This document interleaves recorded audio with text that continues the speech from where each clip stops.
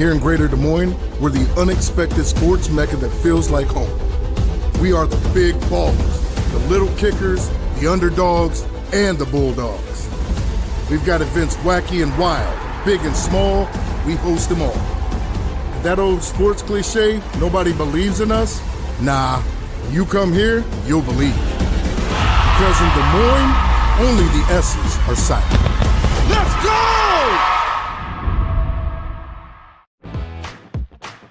Being your family's grocery store isn't just about having the best butcher cut meat or the freshest produce. It's not about having the highest quality online shopping or experts who handpick your groceries. And it's not just about giving you the most affordable prices. Being your family's grocery store means making sure that you have all of that. And that's why at Fairway Meat and Grocery, it's what we've always been about. When you choose Delta Dental of Iowa, you set a chain of good in motion because we invest in your community. So whether you get your plan at work or purchase it through us, you get more than great dental and vision insurance. You make a difference for others. Choose Delta Dental for your smile, for your health, and for your community. In Iowa, we all play by the same rules. Hard work pays off, practice makes perfect, success is something you earn, and teamwork helps us all be winners. The Iowa Pork Producers Association is proud to support statewide high school athletics. Because on our team and on yours, what we bring to the table is what brings us all together. Learn more about our commitment to Iowa at iowapork.org.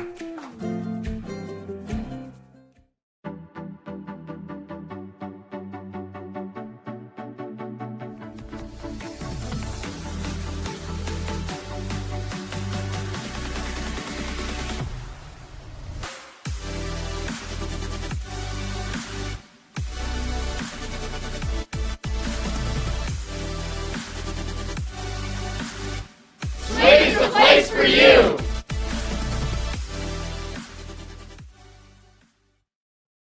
We'd like to welcome you to this year's Iowa Girls State Softball Tournament in Fort Dodge, Iowa. We hope you've enjoyed the action today, and we're here today with Farm Bureau President Brent Johnson. And we're actually visiting Brent at his farm just outside of Manson, Iowa. We are so thankful for all those who support us to help put on this great event, none of which are more important than Iowa Farm Bureau, our proud title sponsor. Why does Iowa Farm Bureau invest in Iowa Girls High School Athletic Union? The Iowa Farm Bureau is proud to be the title sponsor of the Iowa Girls High School Athletic Union, and we're also thrilled to be a part of this year's Girls State Softball Tournament. This tournament not only showcases Iowa's elite teams, but the athletes competing here today are among the nation's best and brightest, and our farmers are among the nation's most productive. Our partnership with the Girls Union gives us the opportunity to honor both while supporting and uplifting the Iowa girls. Why has the Iowa Farm Bureau invested so much in support of the Iowa girl and all of Iowa's youth across this nation? Well, we at Farm Bureau believe in championing Iowa's youth. After all, one day they will be our state's future leaders. The Iowa Farm Bureau Scholarship Program, we've given over $500,000 every year to kids across the state.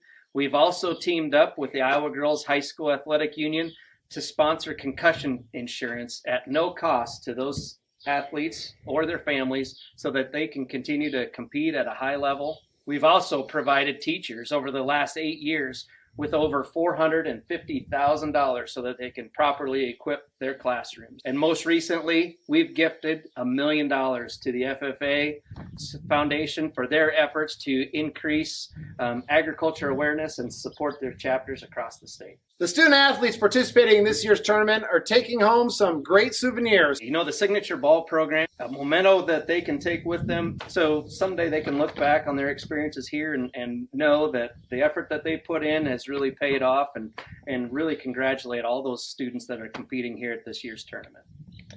Thank you, Brent, and thank you, Iowa Farm Bureau. Now let's get back to playing ball.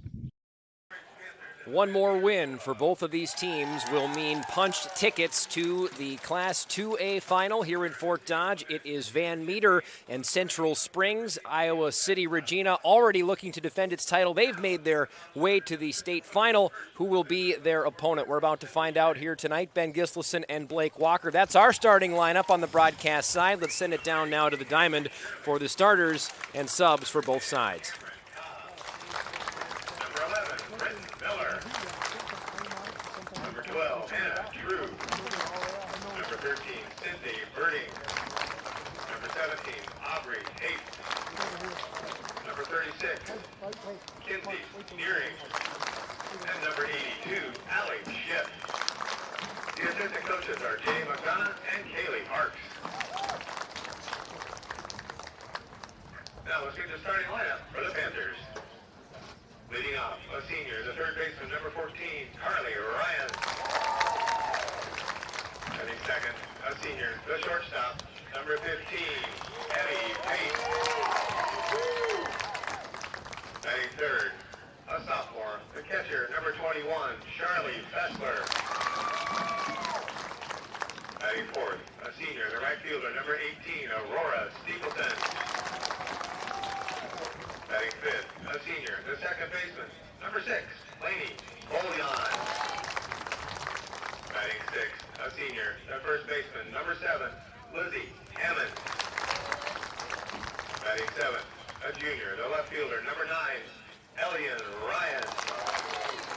Batting eighth, a sophomore, the center fielder, number 4, Zari McDonough. Batting ninth, a freshman, the DP, number 26, Zayla Dahlstrom. And the flex player this evening, a senior, the pitcher, number 16, Cooper Clausen.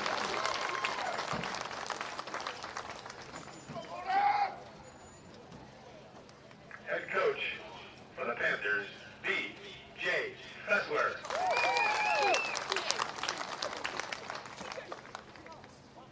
Now let's meet the non-starters and assistant coaches for the Bulldogs. Number 1, Ashlyn Small. Number 2, Audrey Barr. Number 4, Bianca Prickett. Number 5, Jilly Wozmansky. Number 7, Ashlyn Long. Number 9, Kennedy Wheatman. Number 16, Lily Lindsay. Number 18, Alice Ruggles. Number 22, Catherine Shepard. The assistant coaches, Josh Flaws, Hillary Ullman, and Emily Block. Now let's meet the starters for Van Meter. Leading off, a sophomore, the shortstop, number 12, Finley Natton. Batting second, the junior, the third baseman, number 3, Lauren Wallace. Batting third, a junior, the second baseman, number 8, Maddie Waldorf. Batting fourth, the senior, the pitcher, number 23, Macy Longren. Batting fifth, the senior, the left fielder, number 6, Ella Reimers. Batting sixth, a sophomore, the catcher, number 17, Callie Richards. Batting seventh, a senior, the first baseman, number 32, Beth Button. Batting eighth, a sophomore, the DP, number 20, Allie Corredos. Batting ninth, the senior, the right fielder, number 11, Destiny Sparks. And the flex, a sophomore playing center field, number 14, Katie Voss. Head coach for Van Meter is James Flaws. Now, ladies and gentlemen, if you'll direct your attention to the area in front of home plate for the introduction of our umpires for this evening's contest. On third base, Dwayne Duncan. On first base, Darryl Erickson. And calling balls and strikes this evening is Mark Schaefer. Ladies and gentlemen, it's time to play state tournament semifinal softball.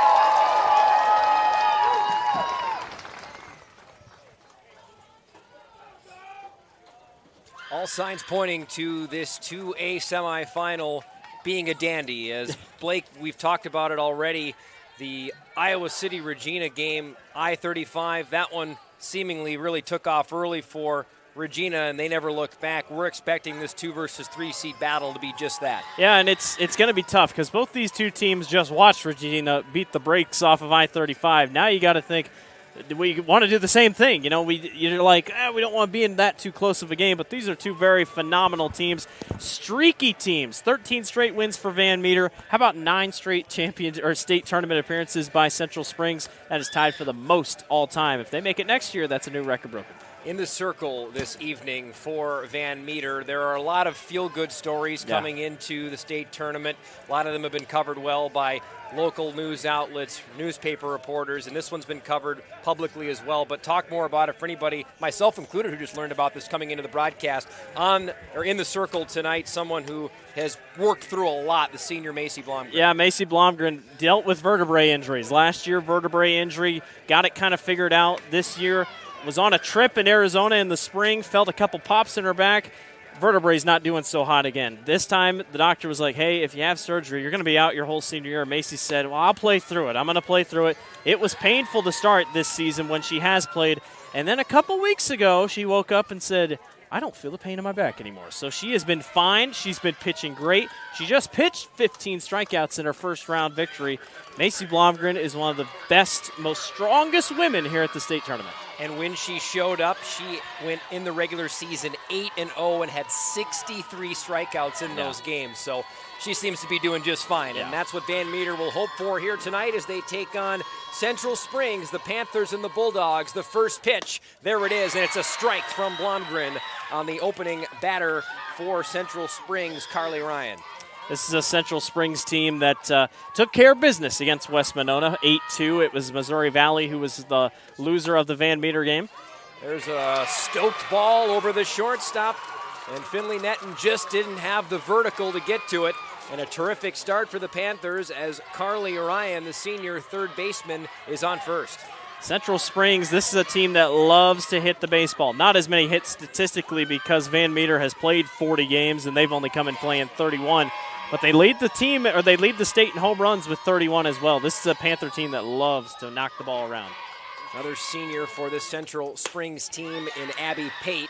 The shortstop is at the plate.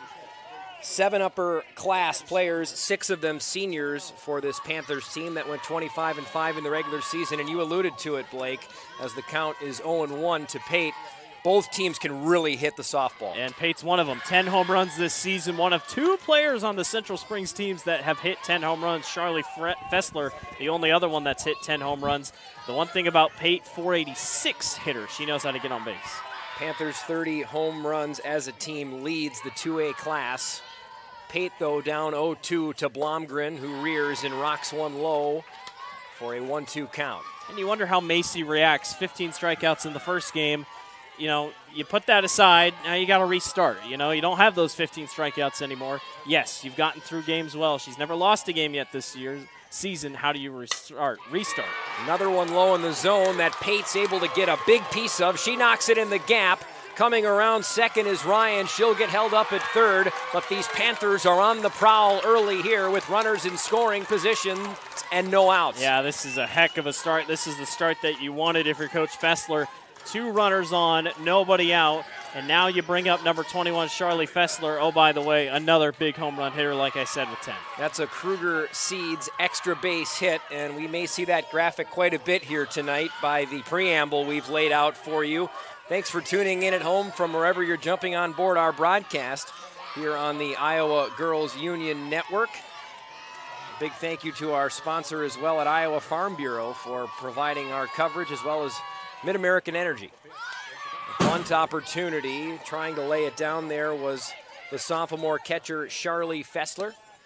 And she'll throw a strike up on the count for an 0-1 against the pitcher, Macy Blomgren. Fessler, a .390 hitter, 32 hits this season, just a sophomore. Blomgren in an early jam. The bunt ends up foul, and slapping her glove in a clapping motion there was Blomgren. She knows how important getting past those opening 2 strikes are, because now, granted, Fessler is dangerous, Yeah. but an 0-2 count at least takes away a simpler way to maybe try to bring a run in with the bunt. Yes, and sacrifices are still a thing for at least 2 more outs, but yeah, it's something to keep an eye on. And Blomgren, she's an animated person. I mean, even in her strikeouts yesterday, she's screaming. Even on strikes, she's screaming. The energetic Blomgren with a breaking ball that's low in the zone for a 1-2 count to the catcher Fessler. 32 RBIs coming into the tournament. Fessler was 0 for 3 with a walk in the opening game against West Monona, and she strikes out here, and there's that jubilation in the circle from Blomgren, who has her first K of the evening. That's a big strikeout. I mean, that's exactly what you want to see from your pitcher, sitting down one of the better hitters, keeping those runners stranded at second and third. So hang 1K for the senior Blomgren, and now she'll take on Aurora Stapleton, the senior, who will play rugby at UNI after she graduates. Don't see Central that a lot. Springs. No, you don't. That's a tough sport. Rugged cleanup hitter. Likely has some pop in that bat, I was going to say, imagine. I don't think you want to have a collision with her and the catcher if you're going home. Some speed, though, as well, I'd imagine, for the right fielder Yes. in Stapleton. She'll lay down a bunt. It's fair. They check the runner at third. They go to first, trying for the play at the plate. It's not in time. And Central Springs, with some tactics, brings Carly Ryan across home plate, and the early blood on the board belongs to the Panthers. Handled that better than I thought they would, honestly. It was a closer play at the plate than I've seen, but how about bunting? Nice throw back from first to home. Good decision here. Perfect bunt laid. So the senior Stapleton sacrifices, but gains the run they were looking for, as we'll see it again here on the replay. And a terrific bunt down the third base line.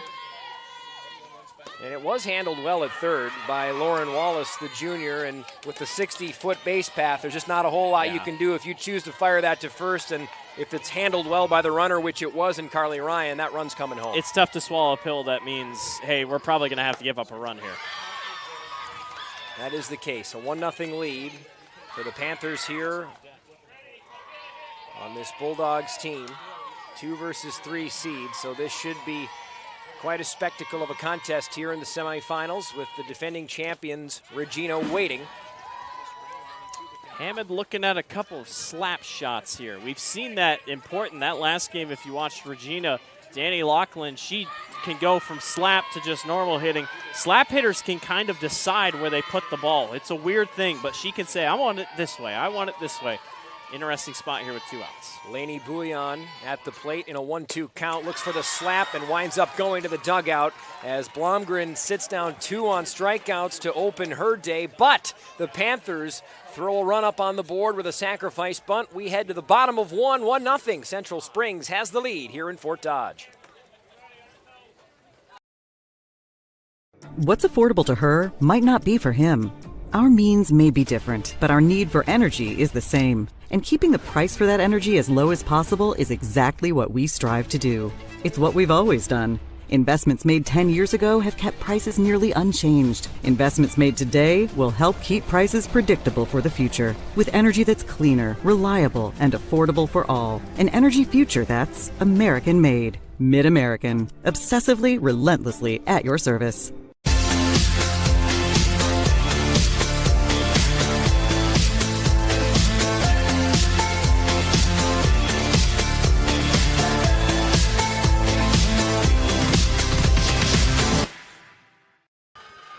Game full of hitters, and we've already got a run on the board. And if you're tuning in at home, a chance to check out one of our sponsors, and a big thank you to Central College for sponsoring today's game.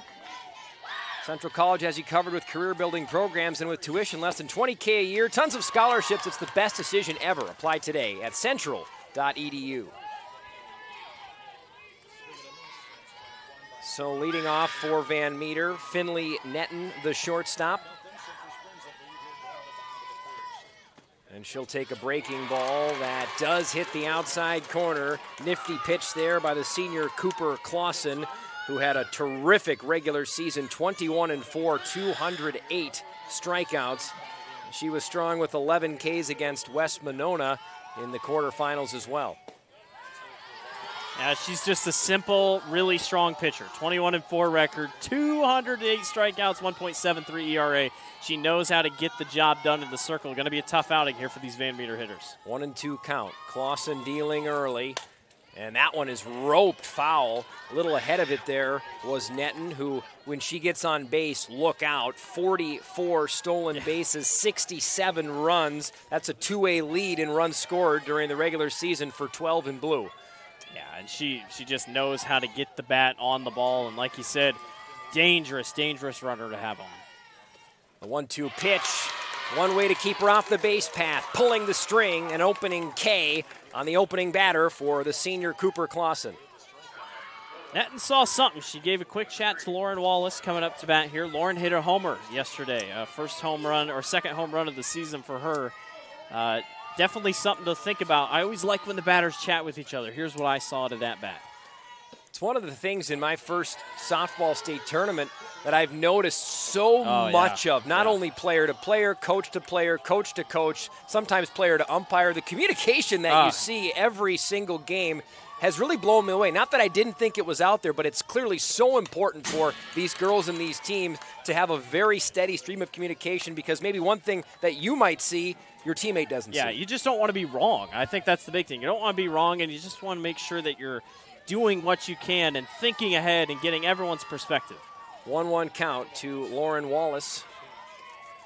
Ooh, and that breaking ball is a dark one. Wow. That was a beautiful changeup, because that's green light for Lauren Wallace. That thing just hung right there in the air, but only for a split second before gravity pulled it back down. Tough spot. Well, that was the pitch that struck out Netton.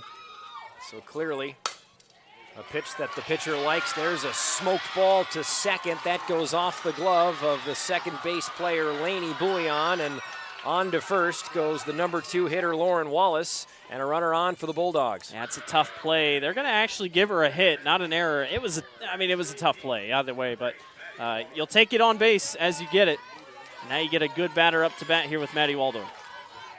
Maddie Waldorf, 59 RBI. That's the 2A lead coming into the season. She added to that total 2 days ago with an RBI and 1-for-4 performance against Missouri Valley, and an opening strike on the 3-hole hitter, the junior Waldorf. Yeah, now had 2 in the last game. Now it's 61. She's got 6 home runs on the season, 23 total for Van Meter as a team. So a couple good home run teams. Blomgren leads the team in home runs with 9. Appreciate that pickup there, partner. We want to be, if anything, correct on this broadcast, and a correct swing there is Waldorf. Slaps one to short, almost at second. The Panthers thought they had a tag out after the runner Wallace took a bit too healthy of a lead, and Central Springs almost was able to pull the trigger. Get a great look at it here again from our camera behind the plate. What a beautiful swing. But here's maybe the most intriguing part of that whole play. That was close. Yeah, it looked like Wallace, I don't know, she just got a little aggressive. Both center fielder and left fielder came in. I think maybe she thought they were going to have a hard time picking it up, but either way, able to sit back on it, get ready. Now you get Button up here with a big chance, or Blomgren, up here with a big chance to get the lead. Macy Blomgren to the plate. Batted most of the season, so the injury she was dealing with didn't prevent her from throwing 48 hits onto her mantle, so clearly she wasn't ailed too much when it comes to swinging the baseball bat, but see what she can do here against Clausen. And we teased this matchup as one with a lot of great bats, and no surprise, we've already seen 4 hits between the two teams. That was another nasty breaking ball from Clausen for a 1-1 count. I wonder if she went, because that was a little low. I would agree. I think that was a little low. I think she went, but Blomgren 3-hit day in that win against Missouri Valley. If she can keep it going, not only in the circle but in the box, you're setting up for good night here ahead. Fastball that gets scolded high. Does it have enough to get there? It does! Macy Blomgren from the circle to the box to over the fence. A big shot from Van Meter, and the lead is 3-1 Bulldogs. Right on cue. What back problems? There are no back problems. She looks great. Great home run. That thing was sky high. That's probably the highest home run we've seen here in the first couple days of the state tournament. Macy comes up big. 3-1 lead for the Bulldogs. Wow. That thing was as high in the air as it was far. Normally when you see balls that high, they end up at least somehow dying at the fence. Helps the wind has died down a little bit here into the depths of our evening, but that thing was a towering home run by Macy Blomgren. Blomgren during the regular season hit 9 of them, so we shouldn't be surprised that she just blasted one over the left center field fence for a 3-1 Bulldogs lead as Ella Reimers comes to the plate. And boy, pitching against either of these teams, there just aren't any easy outs. And a couple of her pitches hung, change-ups that just barely dropped in, and Macy was able to wait on it, knock it all the way. It's hard to tell from out here if it's going to be gone or not. I judge based off how the crowd is reacting out there, and the crowd was like calling out, get out of the way. Spoken like a broadcaster who's been here a few years. Second year here, you learn a lot in just 2 years. High fastball that gets Reimers a swing. 39 RBIs for the left fielder senior. And as I mentioned, boy, just up and down the lineup, options for base hits for both teams in blue here. This one's popped behind the plate. And you hear the thud of the bleachers behind us. Slow rise ball on the way upstairs there for Clausen. Good job here for Reimers, though. I mean, you can sit back on it, 40 RBIs. That's third most on the team coming in. 1-2 count here to Reimers. 1 out for the Panthers, and the string pulled, and another strikeout for Clausen. That runs the out total in the inning to 2, both on Ks for the senior. That looked good about 7 feet away from the plate. I mean, that one just perfectly dropped in on a breaking ball. Really nice job by Clausen on a rebound. Well, it does seem like Clausen has a little bit of moxie in that breaking ball department of hers. We've seen the curve, we've seen the pitches drop. That changeup has maybe been the nastiest we've seen. There's a high fly ball to center field. Zari McDonough is under it, and Central Springs ends the inning, but the inning ends with some damage. A 3-run home run by the senior Macy Blomgren has the Panthers looking to tie things up as they head to the plate here. Van Meter leads 3-1 here in Fort Dodge. In Iowa, we all play by the same rules. Hard work pays off, practice makes perfect, success is something you earn, and teamwork helps us all be winners. The Iowa Pork Producers Association is proud to support statewide high school athletics. Because on our team and on yours, what we bring to the table is what brings us all together. Learn more about our commitment to Iowa at iowapork.org. Living your best life means something different to everyone, especially when it comes to healthcare. That's why Mercy One offers compassionate, personalized care. We are here for you with one team of experts, providing access to the primary care and highly rated specialty care you need, easily and conveniently. So go ahead, live your best life. We're with you every step of the way. Mercy One, your best life, our one purpose. Momentum swinging like a pendulum here in this game, 2 innings in as we begin the second inning here, and we've already seen 4 runs on the board, 5 hits. A towering home run by Macy Blomgren. And now the Central Springs Panthers will go back to the plate for their second trip, and we'll try to continue the fireworks show we've had in the opening inning. I wouldn't be too worried if I were them because you had 2 hits last time out. I mean, your offense was rolling. You probably could have had more than 1 run on the board. Yeah, I don't think there's really any worries right now if you're Central Springs.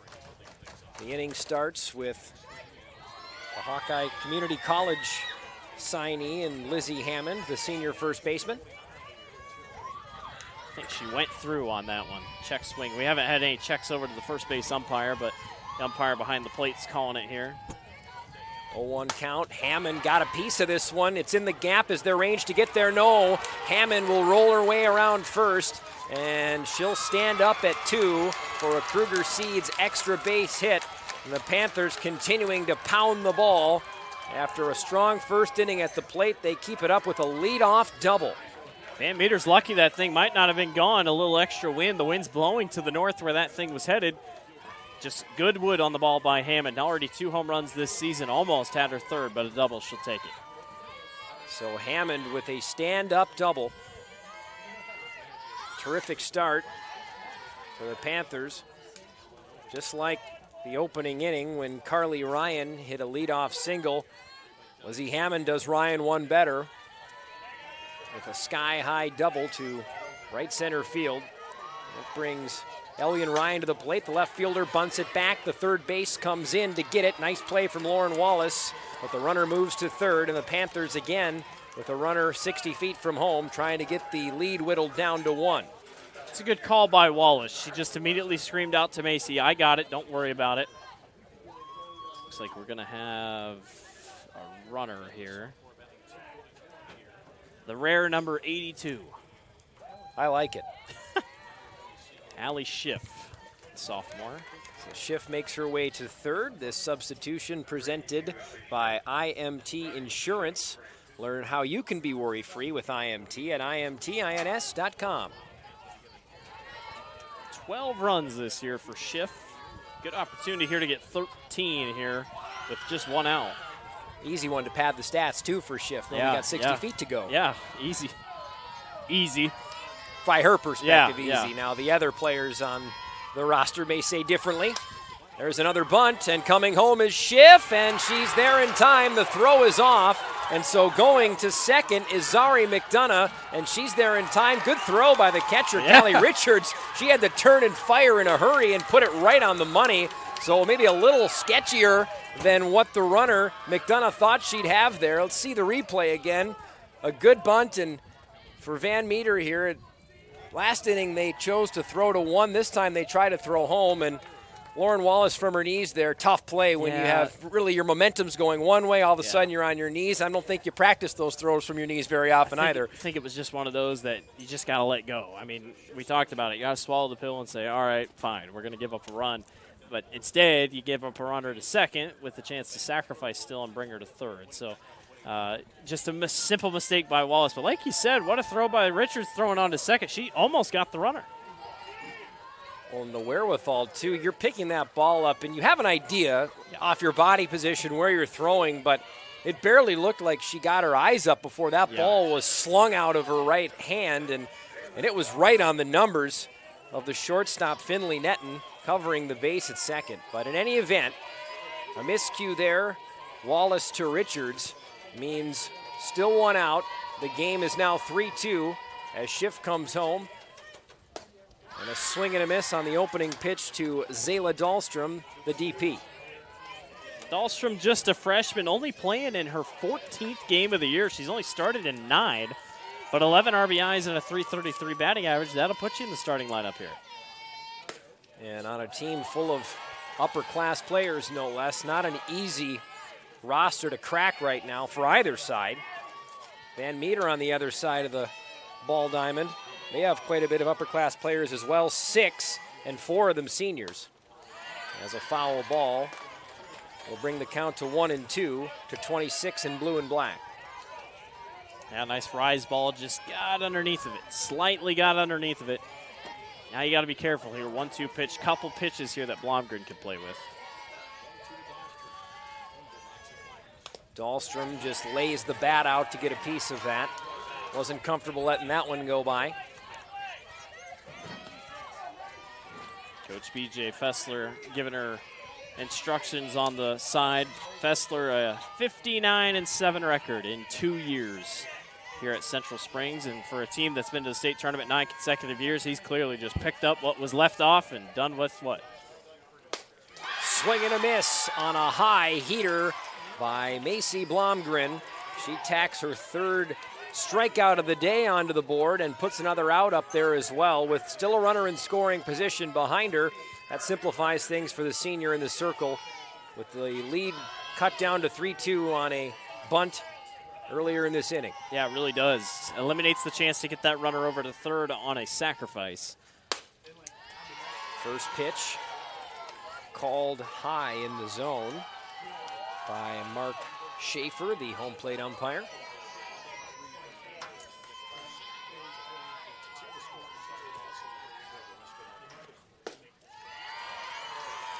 Second pitch comes in as a ball as well. Carly Ryan will be coming right back here in the fall to play softball at Iowa Central. And Carly Ryan will take a third ball and opening things up the right way here for the senior with 2 outs. Blomgren got to settle down here. You got 2 outs, got a runner up behind you.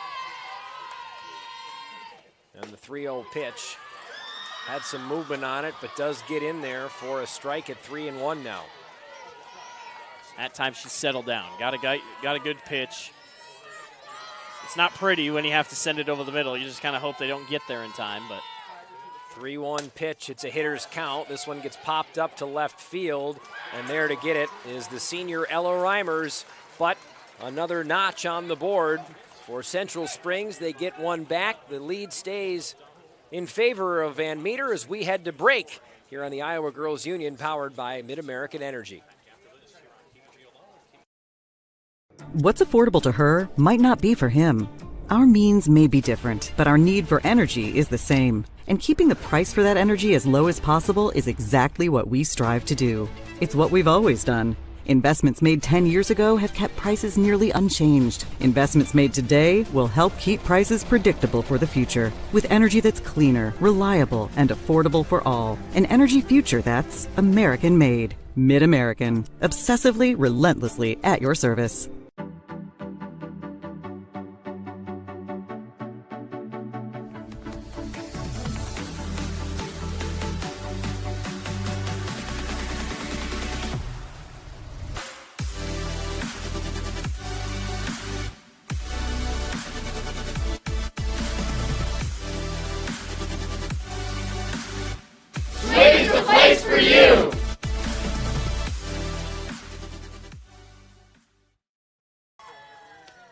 Opening pitch of the bottom of the second inning from Cooper Clausen is a strike to the leadoff hitter here in the inning, Callie Richards, the sophomore catcher. Ben Gislason joined by Blake Walker here on the Girls Union Network. Great game brewing up here in the opening 2 innings. This one has that feeling to it that we could be here down to the final pitch, final wire, final inning, maybe longer. Although with that 10-inning game earlier today, I think everybody might hope maybe this one ends in 7. Yeah, you're supposed to be over at the other field right now. That's correct. In 2 minutes, if that's the case. That's correct.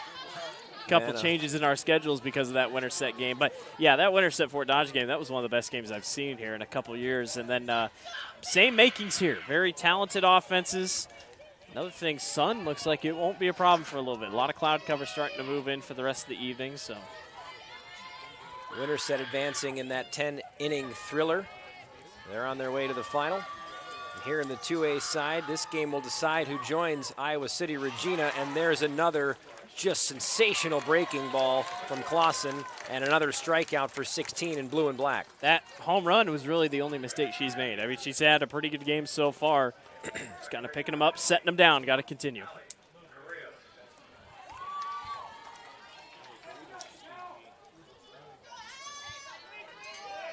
So, next up in the order is the senior Beth Button, first base. Pardon me, it'll be Hallie Corrados stepping up to the plate. And so Corrados will take an opening pitch strike, which Clausen has made a habit of here in this game so far. Corrados 250 on the season, 10 RBIs for her. She's walked 14 times, second most on the team. Always good to have a little bit of discipline on the team. Pitch low by Clausen. Did hear the head coach James Flaws say good pitch from the dugout. I think he thought it was a good one. Yeah, that'll get you. Clausen's one of the only pitchers I've seen, a couple, I have seen one, doesn't wear a face mask, but instead she's got a mouth guard in. Now, I don't know statistically how a mouth guard will do against a softball right to the mouth, but you never know. Coming from a hockey background, I've always wondered the same question, though I do know mouth guards are worn more for concussions than they are for protecting your teeth, at least from the hockey perspective. Wow, the spin on that. Clausen she's even laughing at that she's one. Like, oh, okay, that was a big changeup. Yeah. That one was spun like it had grease on it for a 3-2 count here to the batter, Corrados. This one comes in high. You talked about walks, partner, and Corrados takes one. And Van Meter, with one out in the inning, will have a runner on first. It's just good discipline. And now, you bring up a good part, trying to get the order back rolling around here. Got Sparks up here. And a runner on. Sparks shows bunt. And in unison, the Panthers infield screams bunt. It's just good to know, just in case. 13 RBIs for Sparks. The senior's hitting .267 on the year. 0-1 pitch. Sparks lays down a nice bunt to the first base line. Nice pace to get to it, though, by first base Lizzie Hammond, who throws out the runner at one. And with 2 outs now, the Bulldogs have a runner in scoring position, and they'll bring back out the top of the order. Finley Netton will start things out here, hoping for a 2-out rally. Does their job. That was an interesting play, kind of how everything's set up. The left fielder out there for Central Springs, Elian Ryan, literally went all the way to the fence line. I don't know if that was like all the way over here in foul territory. I don't know if that's just a safety valve if a ball goes wide. It's just interesting to see how plays set up defensively. I've seen some pretty sweet bats this weekend, but I gotta say, this one from Finley Netton's maybe the sharpest I've seen.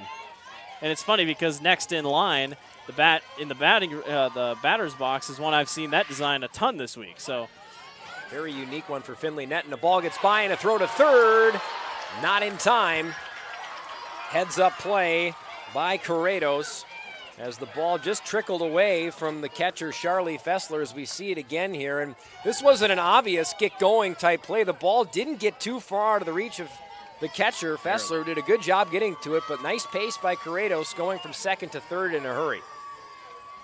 Favorite stat about Netton, she's been hit by a pitch 10 times. Tough as they come. This one popped towards second base, no problem for Lainey Bouillon, and a swing of disgust with the right fist of the shortstop Finley Netton, as she wanted to get that run in. They don't. The game stays 3-2, heading into the top of 3. Here in Greater Des Moines, we're the unexpected sports mecca that feels like home. We are the big ballers, the little kickers, the underdogs, and the bulldogs. We've got events wacky and wild, big and small, we host them all. And that old sports cliche, nobody believes in us? Nah, when you come here, you'll believe. Because in Des Moines, only the S's are silent. Let's go! When you choose Delta Dental of Iowa, you set a chain of good in motion. Because we invest in your community. So whether you get your plan at work or purchase it through us, you get more than great dental and vision insurance. You make a difference for others. Choose Delta Dental for your smile, for your health, and for your community. Central Springs Panthers, the champions of Region 5, looking for an equalizer here, heading into the top of the third inning. Blake Walker to my left. I'm Ben Gislason. Hope you're enjoying the journey so far. It's been laden with hits, 6 total, 3 apiece, as Macy Blomgren winds and fires. And you talked about it earlier, Blake, on this 1-0 count now to the batter, Abby Pate. But this isn't because these pitchers are throwing meatballs. There's been some really nice pitches, some great pitching. These are just teams that are going to hit the ball no matter how you're throwing. Yeah, it is, and it's just good contact. They are taught well. Ooh. Little bit extra of trouble Michael there, Jordan pose on that catch. So that one was a little more interesting than anybody thought it was going to be, but they all count the same with the catch for Finley Netton. If you think simple plays don't matter, Finley Netton, you talked about it there at the end of that last half inning. Just a simple blooper. She's like, dang it, she's swinging her fist. She was mad at herself because she couldn't get that hit. Going to be fired up here on defense. Foul ball off the bat of Charlie Fessler.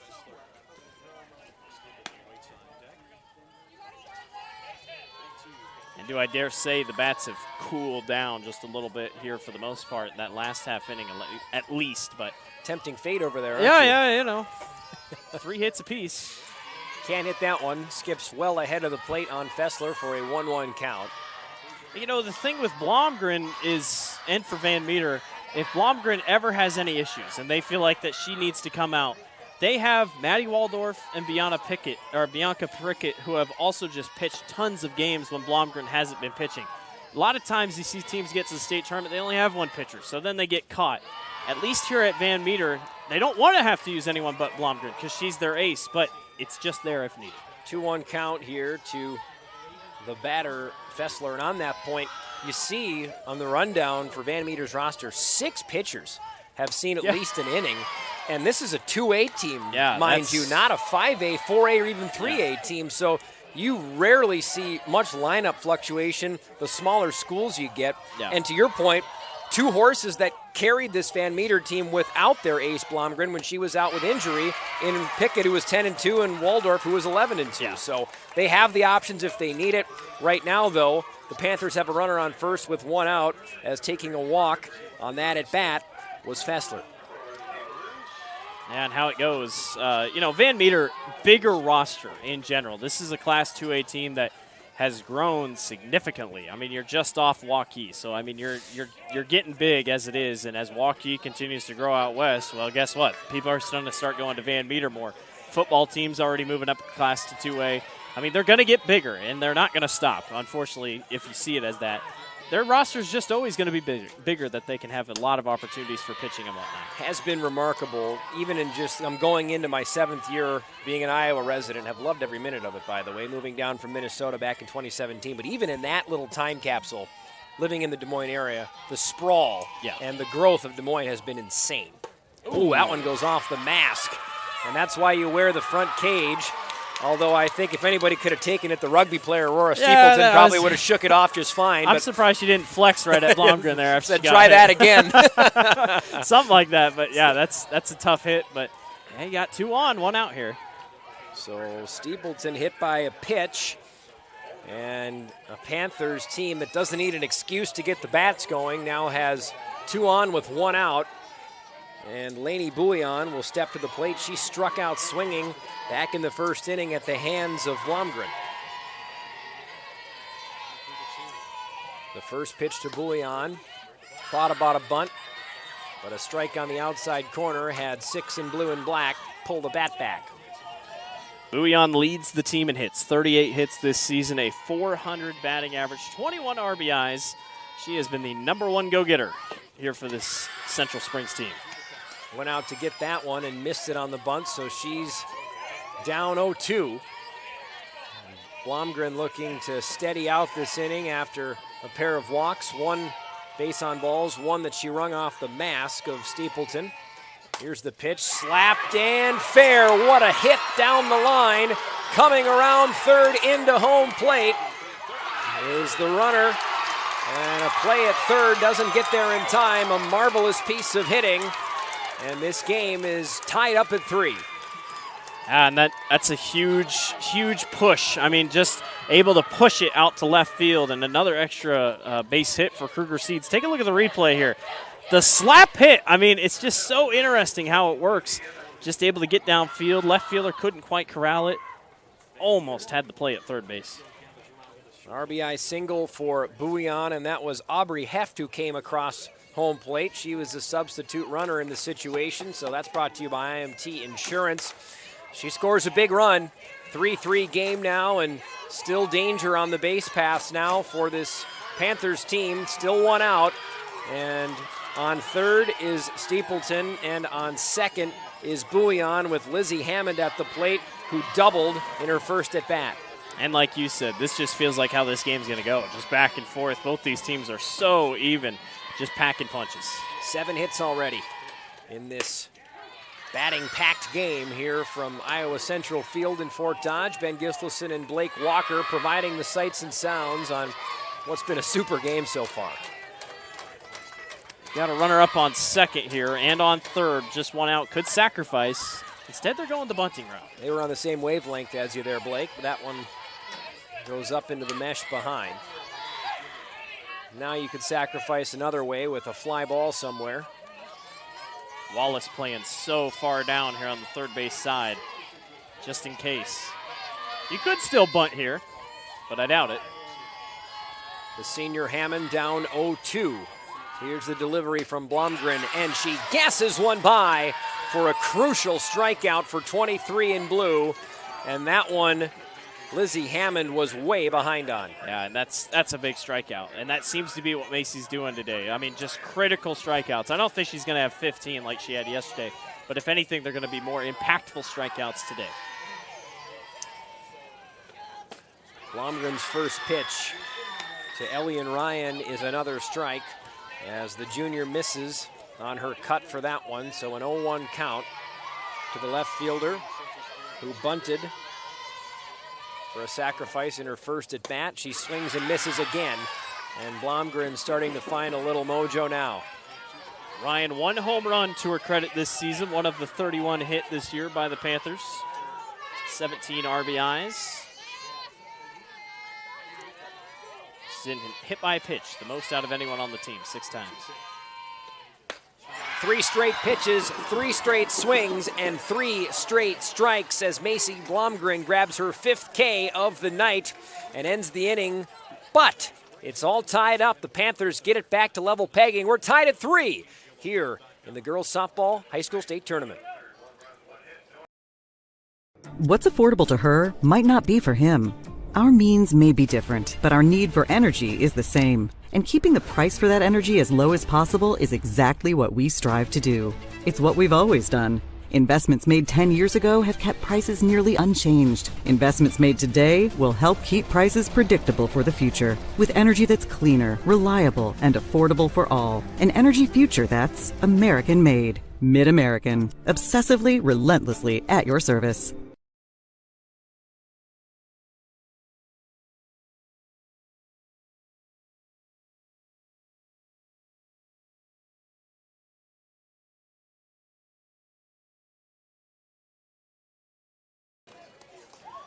Fans Official State Tournament merchandise is now available online. There's plenty available here at the ballpark, but if you can't make it out, time to get your smartphones out. Just scan the QR code on your screen now or visit IGHSAU.org to browse and customize your merchandise to match your style. Pitch number 1 to the opening batter of the inning, Lauren Wallace, is fouled away. Wallace had a single back in the first inning.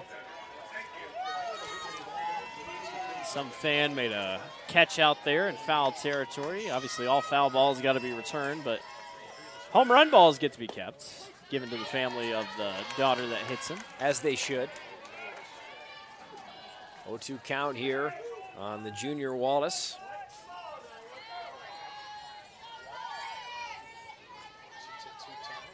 Clausen, the Mayville State signee, gets ready and throws that breaking ball, and then it's fouled off the ankle of Wallace. Those always feel great. And when you homer like she has, like she did yesterday, just like a newfound confidence. You know, I don't think that, you never know, this field could be intimidating. And if you can hit a home run here, you're like, well, I can do it anytime I want. Wallace gets a piece of this. It'll go off the chain link fence, shy of the dugout for the Panthers, and this at bat stays 0-2. Lauren Wallace, speaking of confidence, should have plenty of it. She batted .432 during the regular season. 5 triples coming into the state tournament. That led all Van Meter players. Talk about that chain link fence. I can't imagine what these chain link fences have been through. All the pushing, all the movement, all the jumping on top of. They might have to replace these fences here.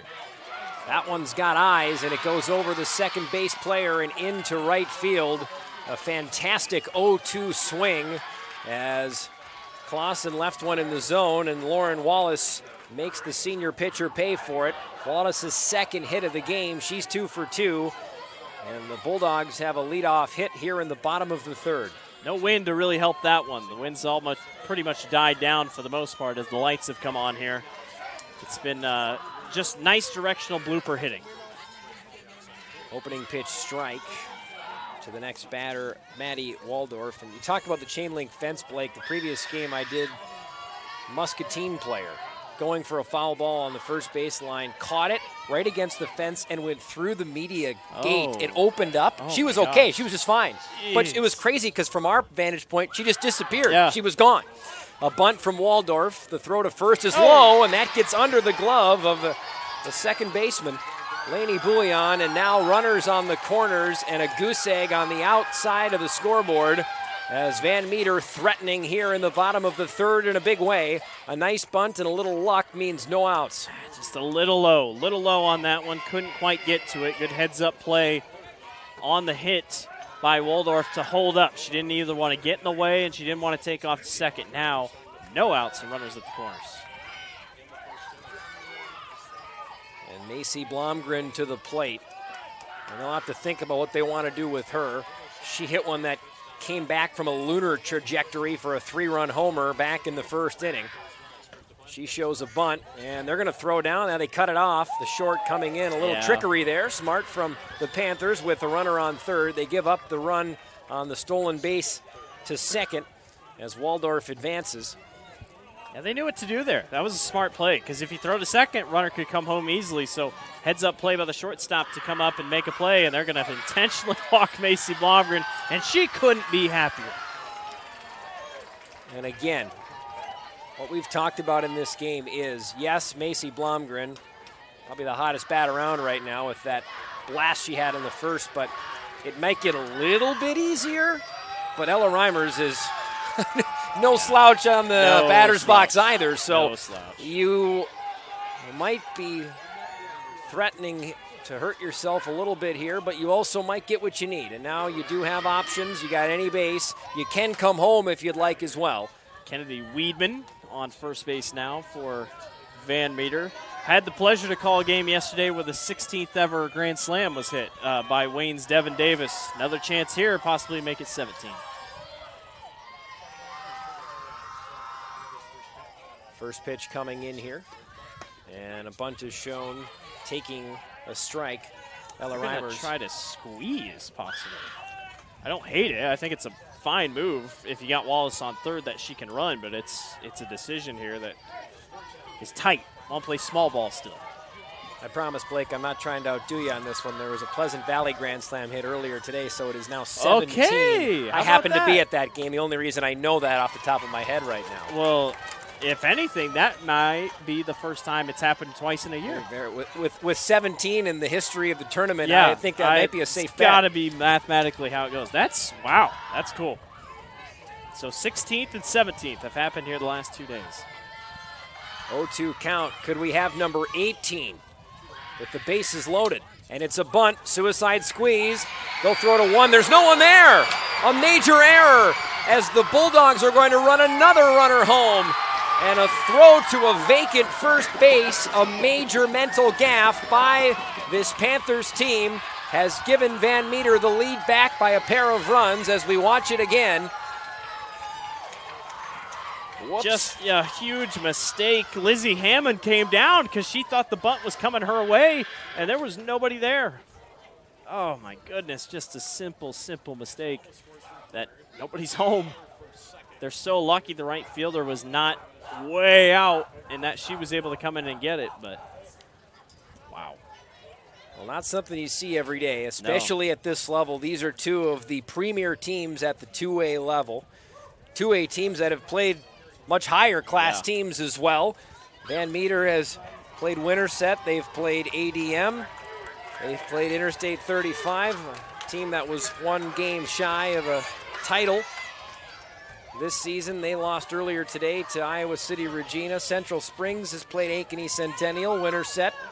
So these are great clubs and proof that the fundamentals can slip away from even the best of the athletes in the state. Sometimes, especially when there's this kind of pressure in a game like this, this is why you see the cream rise to the crop in these situations, and sometimes they don't always rise. No, and it's tough. I mean, it is tough to get here. It's tough to win here. Just tough. So much pressure on these girls, especially here in the infield. So a major leak in the Panthers' dam right now. The bases were loaded. A suicide squeeze attempt that saw the pitcher Clausen throw to first.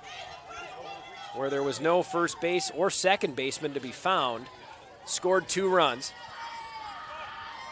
And the Panthers trying to stop the bleeding here in the bottom of the 3rd. Another bunt. This time first base is covered. The throw's a little low, but coming home on the play, another runner for this Van Meter team. That was Kennedy Weedman, who comes in as an IMT insurance substitution runner.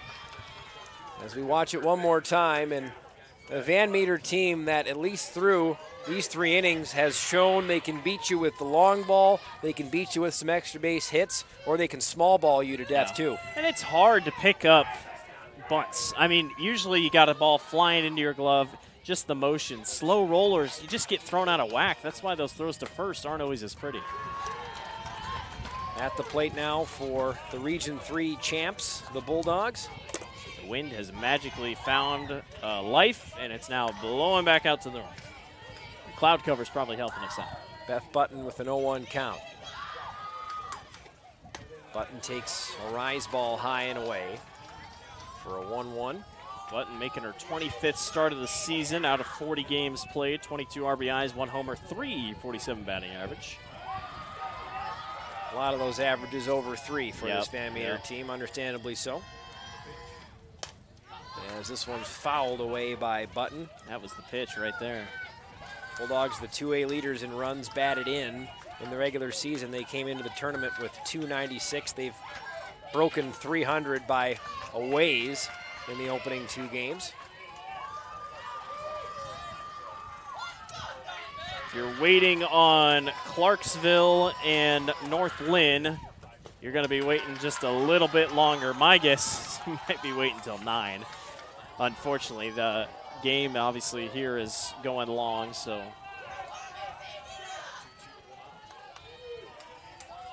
It's been a long day here on this field. 2-2 count, fouled off the backstop again. Just a little late. It's good pitches to get, just a little late on it. Just gonna rough her fingers up with dirt. Maybe that'll help. And so Clausen will continue to go one-on-one here with Beth Button, still 2 on, 1 out though for the Panthers. There's a pitch that's blasted up the middle, and another run comes in for Van Meter.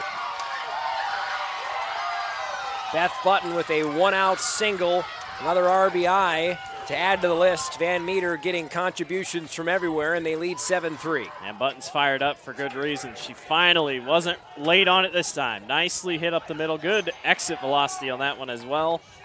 Perfectly placed. Another run is in. I do see out in the outfield, I hope our friend Zarin got his acai bowl, because acai is closed early, I guess. Couldn't make it past 7.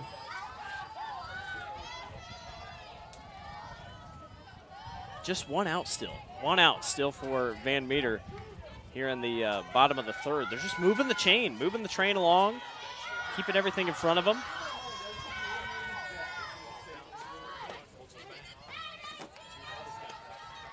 Two-0 count here to the batter for the Bulldogs. Actually, yeah, that one caught the zone. Went high. There it does. Gets updated on the scoreboard. 1-1 to Corrados. Swung on and missed there, and haven't seen that off-speed pitch working as much recently, but it works there. And I don't think she's gone back to it because of how it bit her with that home run, thanks to Macy Blomgren. If you start messing with the changeup too much, then they just say, well, now I need to wait on it. 1-2 pitch. There's a breaking ball in the dirt. And the count is 2-2. Fessler's doing a pretty good job behind the dish. She's done a good job keeping things in front of her, not letting anything get behind her, trying to stay smart. That one had some movement on it too, but it's called low for a 3-2 count.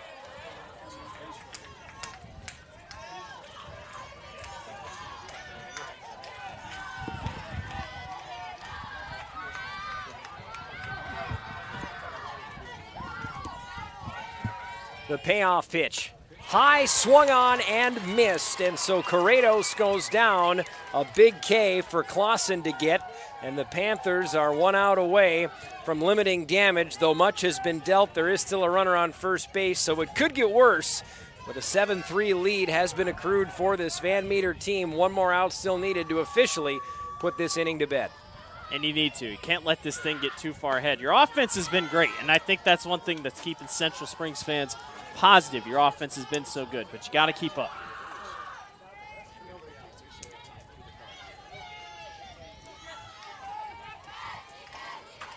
One-0 count here. And taking a strike is the batter Destiny Sparks. Sparks here kind of down in the bottom part of the order, but can come up big here. And he's still got Button on first. Don't want to go away yet. That one comes soaring in high for a 2-1 count. Not complaining about the breeze back here. It was getting a little sticky there in the opening innings. My face is burnt because of sitting here during the 5:30 games last 2 nights. That sun comes in and burns you up.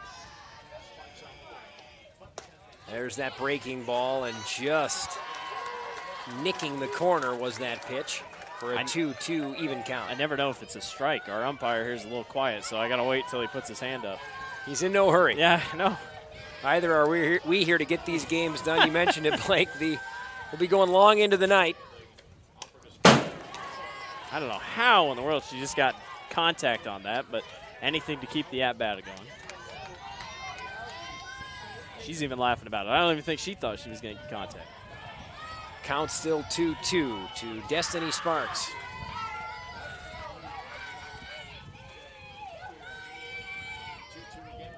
The pitch once more. That one moves inside and just misses for a full count. 13 RBIs this year for Destiny, starting in her 33rd game of the season. Great at-bat here from Sparks. Yep. She's hung in there and seen some deft pitching. Looking for walk number 12 here. And she'll swing and miss, pulled out by the catcher Fessler behind and swung to first. And so the inning ends, but a boatload of runs go up, some errors that Van Meter makes count against the Central Springs team. We go to break and come back where the Panthers look to get the bats going here in Fort Dodge. Hello, I'm Brent Johnson, an Iowa farmer from Calhoun County and president of the Iowa Farm Bureau. As proud title sponsor of the state softball tournament, the Iowa Farm Bureau is dedicated to creating a vibrant future for Iowa through partnerships and programs that help cultivate individuals with great character, a strong work ethic, and exceptional leadership skills. Making it to the state tournament is a great accomplishment that takes a lot of support. That's why we provide millions of dollars in awards, grants, and scholarships that recognize athletic and academic excellence. The well-being of Iowa students is also very important to Farm Bureau. That's why we provide concussion insurance coverage at no cost for all students in grades 9 through 12 who participate in a sanctioned sport. As just one of only 7 states to provide this coverage, it's just another way we're striving to support Iowa's outstanding young leaders. So, from the Iowa Farm Bureau, congratulations to all the players and coaches on an outstanding season, and good luck in the tournament. 7-3 ball game as the Panthers will look to try to cut into this lead that Van Meter has rolled into with a little help from a few mistakes by the Panthers in the field that last inning, and Central Springs looking to make up for those errors here in the top of the 4th. This is my fault that these games went late because I was like, man, I don't get to call a night game this year. And, well, I get to call a night game this year because the sun's going down, lights are on, going into the night here. Well, if I get lucky, I'll get to call a midnight game this year with this final game starting at 9 p.m. Had the fields wrong. I thought maybe I was going to I was going to say, get off scot-free. It was already a questionable decision if you would have done a 5:30 then a 7. I'm like, that's setting it up for failure. But, yeah, good luck, partner. Might need to text your wife. Tell her I already have. Be home. Won't be home for dinner. Far from it. But having a great time up here. I've just really had a ball at this tournament and didn't have low expectations, didn't have high expectations, didn't have expectations coming up here. An opportunity of a a full-time play-by-play hockey broadcaster in the winter and an opportunity to dust off the vocal cords a bit in the summer, and I've just had a ball. It truly is. I mean, state basketball is great. State volleyball is great. State wrestling was phenomenal, what they did over at the Heartlanders Arena up in Coralville. But I think what they've done here in Fort Dodge might be the state tournament to come and watch. I mean, not only is softball just phenomenal, but, you know, the facilities just perfect here in Fort Dodge. 3-1 count, and that pitch rings the batter. She does not have Zari protection, McDonough, so no. She'll shake that off the old-fashioned way. That's going to hurt. I mean, 7-3, I'd say in any other game, you're like, well, that's quite the deficit. But the way that the Panthers are playing, this is far from a game over. Panthers certainly have the bats to make up for this deficit. Just 4 runs, and you say just 4 with this team, as a meeting of the minds will be coming in the circle here as James Flaws makes his way out, the head coach for this Van Meter team. And after that player that was hit by the pitch, not a dire situation, but just obviously no outs on the board, and I'm sure Flaws, half the reason you take timeouts like this is that momentum can really continue without stoppages, without pauses. All of a sudden, if the batter, Zayla Dahlstrom, comes up here and on the first pitch zaps one out there, all of a sudden things are going the wrong direction. Now you settle it down a little bit. It's not even necessarily sometimes about what you say out in the circle. It's just about the fact that you're out there. And Coach Flaws, I mean, he knows what he's doing. Both him and his brother here on the coaching staff, and then he got their dad up at Carlisle, who's just been one of the better coaches, greatest coaches, one of the greatest coaches to go through the state of Iowa. You know, he's smart. He knows how to coach these softball programs. Opening pitch is a ball as Dahlstrom lays off.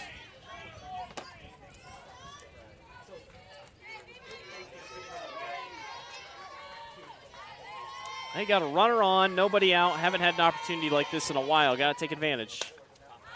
Dahlstrom a bit behind on that pitch high in the zone. It soars over the backstop behind us here at Harlan and Hazel Rogers Sports Complex. You called it, Blake. It's a spectacular place to come and take in softball. It's built for it. It's perfect for it.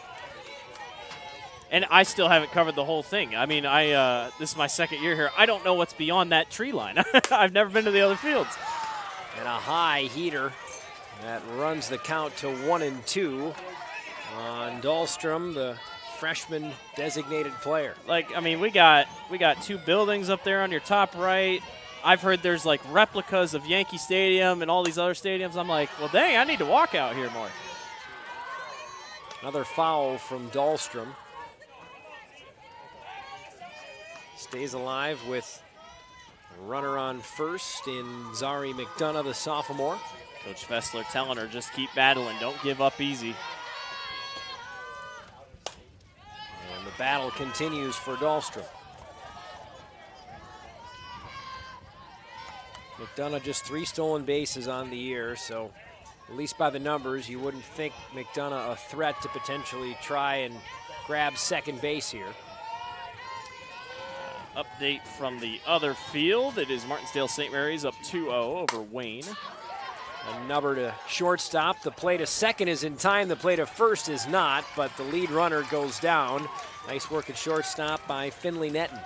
It's hard to turn a double play, but it's hard to get a runner going from first to second. So really nice job by Van Meter and Netton to be able to get that onto second base in time for the out.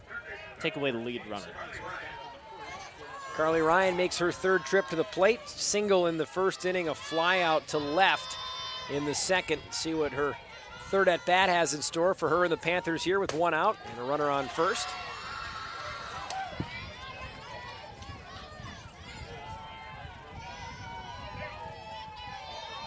Richards, like I said, doing a good job behind the dish. She's been so good about if a runner's on first, at least making them think about not even trying to run. Always impressed, the catching profession. I think every sport has its quarterbacks, and I think that you'd apply that to the catcher in softball. That's good to know, because I was a catcher in 4th grade. I knew I liked you right from the moment I met you, Blake. I knew I liked you. So glad you know me as a quarterback now. I always wanted to be a quarterback. I was a 4th grade quarterback. There we go. As the catcher for Van Meter. Callie Richards throws that foul ball back to her partner in crime, Macy Blomgren.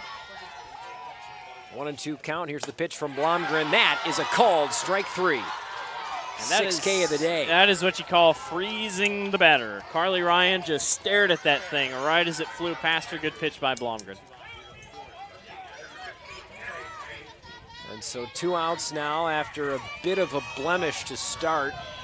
Van Meter cooling it down after that Coach Flaw's timeout. What he hoped would happen has, at least to this point. As Blomgren pitches, and this one gets dealt down the line off the glove of the third baseman, Lauren Wallace.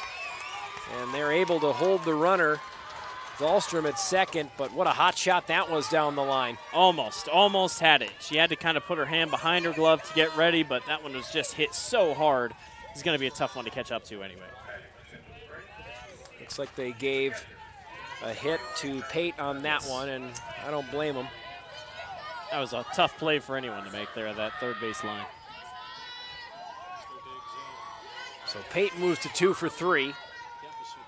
And Fessler, who is 0 for 1 with a walk, that won't stay that way anymore as she belts one to left field through the gap in third and shortstop. And it looked like maybe the damage had been prevented by Van Meter after that timeout, but all of a sudden the bases are jammed here with 2 outs in the top of the 4th inning. I think Coach Fessler was wishing he would have sent the runner there, Dahlstrom, because Van Meter went immediately to the shortstop, so they weren't going home immediately. Just kind of a coulda, woulda, shoulda. You're really hoping that you get a hit here, or else you're going to be thinking about that one. And to the plate, Aurora Steepleton. She's 0 for 1, a sacrifice bunt in the first inning, hit by a pitch in the third. She takes another one high and inside in the zone. Yeah, almost got hit by her second pitch there. She took it off the mask last time, too. Yep. Big spot. It's weird, but the tying run is at the plate, if you think about it that way. Steepleton batted .395 on the year. Cracks one foul ahead on that off-speed pitch from Van Meter's ace, Macy Blomgren. Yet to lose a game this season, only played a portion of it at the end of the year, as you and I discussed at the beginning. But a big part of that 13-game winning streak they're on. This one's got some zip to it, but it's foul. Good hack, though, there by the batter. Steepleton, the senior, gets a good piece of that. She wants to be the 3rd Grand Slam in this state tournament so far. Good contact on a couple of these. 1-2 count. Blomgren feeling the heat behind her in 3 base runners, 2 outs. This bleachers getting behind their teams respectively. A lot on the line both ways here, and a ball for a 2-2 count. It's a good take. A little low, but good take by Steepleton. The 2-2 pitch. Low again, and it's 3-2. And the runners will be moving as the ball leaves the circle now. What do you do if you're Macy? Do you throw her a meatball right down the middle and just hope she swings, or you get contact on it, or do you dare go outside and hope she swings at it? Either way, it's a tough spot. I'm happy I'm behind the plate, not in the circle. Here's the pitch, and it's smacked down the line, but foul. And that one was closer to being fair. She's thinking about it. Just a couple, just missing on it. She's early. She can just hold back just a little bit more. That's easier said than done in a 3-2 count, but. A superb at bat by Steepleton. And she has forced Blomgren to give her everything she has, and Blomgren will rock and fire again. The 3-2 count popped up. Under it at center field is Katie Vaught, and the inning ends, and wiping a big sigh of relief off of their brows will be these Van Meter Bulldogs. They'll go to the plate in the bottom of the 4th next here at the Softball State Tourney. What's affordable to her might not be for him.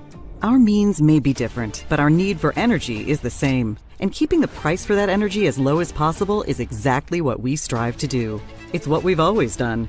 Investments made 10 years ago have kept prices nearly unchanged. Investments made today will help keep prices predictable for the future. With energy that's cleaner, reliable, and affordable for all. An energy future that's American-made. Mid-American. Obsessively, relentlessly at your service. Being your family's grocery store isn't just about having the best butcher cut meat or the freshest produce. It's not about having the highest quality online shopping or experts who handpick your groceries. And it's not just about giving you the most affordable prices. Being your family's grocery store means making sure that you have all of that. And that's why at Fairway Meat and Grocery, it's what we've always been about. Iowa Girls State Softball Tournament continues here in Fort Dodge, presented by Iowa Farm Bureau on the Girls Union Network, powered by Mid-American Energy Company. Ben Gislason and Blake Walker. The voices you're hearing here on our journey through the final 3A semifinal of the day. Iowa City Regina has already put themselves one step closer to a title defense, looking to find their opponent here in this game. That's in the bottom of the fourth, and Van Meter, after getting out of a jam, has the top of their order to kick the inning off with Finley Netton, who has taken 2 balls so far.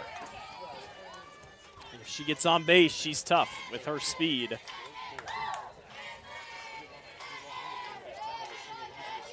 Van Meter, the Class 2A state champion track and field team, and a host of these Bulldogs were a part of that championship team.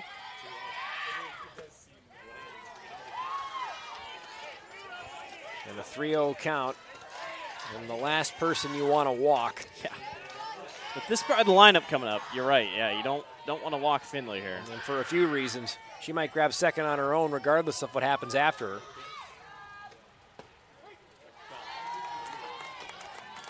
Netton takes a strike for the 3-1 count. Yeah, I don't think I've seen any this tournament that have swung on a 3-0 count. These girls are pretty much taught, it's 3-0, don't even worry about it. Now she could swing. Here's the pitch. She does, and cracks one to center field. Backpedaling, looking for it at the wall, but not getting there was Zari McDonough. It's off her glove, and to second goes Netton. I think that might have been gone if she didn't get a glove on it. It was right at the yellow. The glove was what knocked it down. Take a look at the replay. I don't know. This was very close. Yeah, you might have been right. I think the glove was the reason that thing stayed in, or that would have been a homer. Well, you didn't want one on first, but now you got one on second with nobody out in a good part of the lineup. Wallace shows bunt, and Netton goes way down the second base line. She was halfway to third. No one covering second, and she knew it. The bunt got the shortstop, Abby Pate, to work her way to third. And again, really intuitive base running by these Bulldogs. They're smart. And Central Springs, that error a couple innings ago that brought in a couple runs, you've learned from that, and now you're more aware here in the infield. And what do you do if you're the Panthers? Bring in the center fielder, as we just saw Zari McDonough come screaming in from center field. You're doing anything you can right now just to eliminate that runner on second. Netton at least advancing. James Flaws has the Panthers in a pickle, as every time the bunt gets shown, Netton comes flying down the second base line. She does it again here. Little chuckle from McDonough as she's ran in twice, going, I can't believe it's come to this, but here we are. Yeah. Just got to be ready.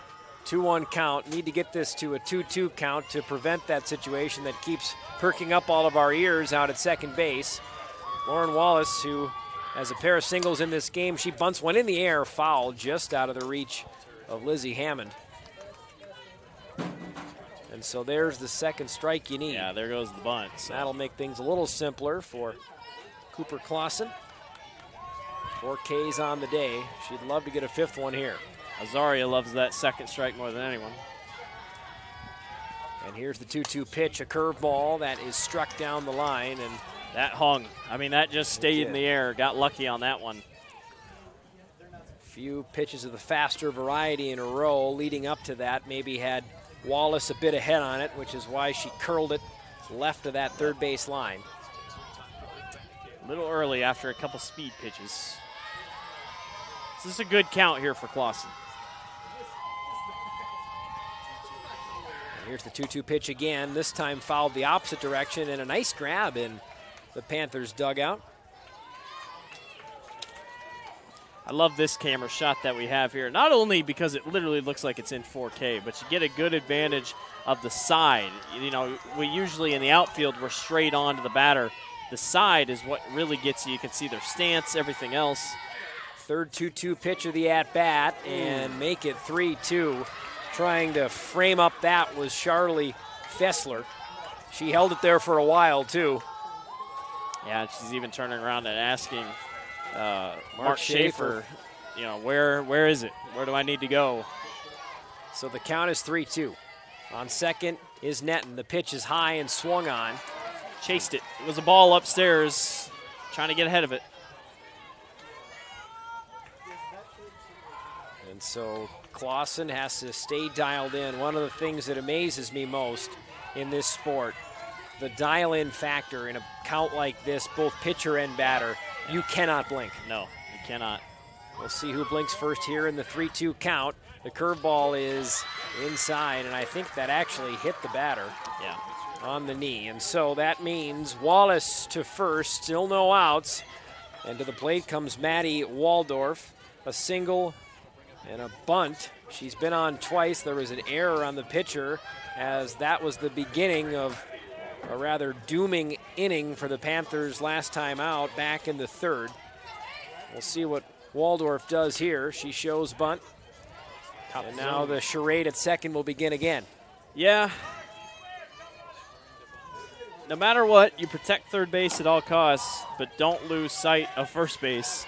I think if anything, if it's a bunt or anything, I don't even know if you try to go to first. I think you just try to get third. Depending on where this bunt goes, we'll see how the Panthers handle it. Pitch comes in, swung on and flown into the gap. Does it have enough? It does. Another homer. This time it's Maddie Waldorf who fires a dinger to deep, deep right field. And the lead advances for Van Meter. Maddie Waldorf, a cannonading blast to opposite field for a 10-3 Bulldogs lead. Yeah, it's bombs away here today. I tell you what, I mean, that thing carried. It just kept going off the bat of Waldorf. Beautifully placed. Just too far. The second 3-run home run of the day. The player who hit the first one in Macy Blomgren is due up at the plate now, and there are still no outs. And so Blomgren having a word here with both of the Flaws brothers, their coaches, as well as the on-deck batter in Ella Reimers. And now Blomgren, who was walked intentionally last time after the base runners ahead of her reached second and third. Coach Fessler just doing everything he can to keep his pitcher's emotions in check. It's tough. I mean, you're just out there on an island. You are out there on an island, but you got a couple teammates around you trying to pick you back up. Still no outs. Just get that first out here and reset. You're good. You're fine. One of those scenarios, too, where even if it isn't on the shoulders of Clausen, maybe Blomgren does get a piece of one, hits one hard somewhere. Can you get a big defensive play? Something to turn this momentum that has been just steamrolling downhill for Van Meter after the previous inning, where they threw another 4 on the board. They've thrown another 3 on the board here in the fourth. And Blomgren finds the third base line, and she'll gallop around first on her way to second. That would have been a whale of a play at third by Carly Ryan. That was maybe an opportunity to get what we're talking about, but again, that would have been something that I think someone would have sent in to ESPN for a potential web gem had Ryan got to that. That went perfectly over the third base bag. A beautiful hit once again from Blomgren, who's 2 for 2, with now a double and a 3-run home run, a pair of Kruger Seeds extra base hits there. The homer previously, and then the double from Blomgren, and now a pinch runner coming in courtesy of IMT Insurance as well. Yeah, the ones down the line are always the toughest, and good step up there. Who is that out there? Kennedy Weedman comes in to second.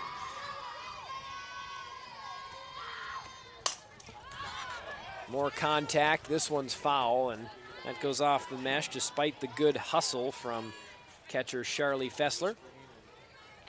Ella Reimers, a strikeout in inning 1, and then she got on base due to an error on the pitcher.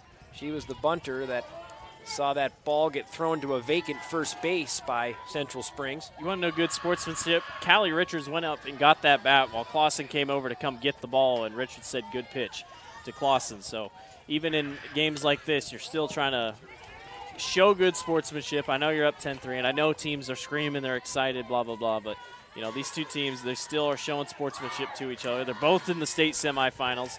Means a lot.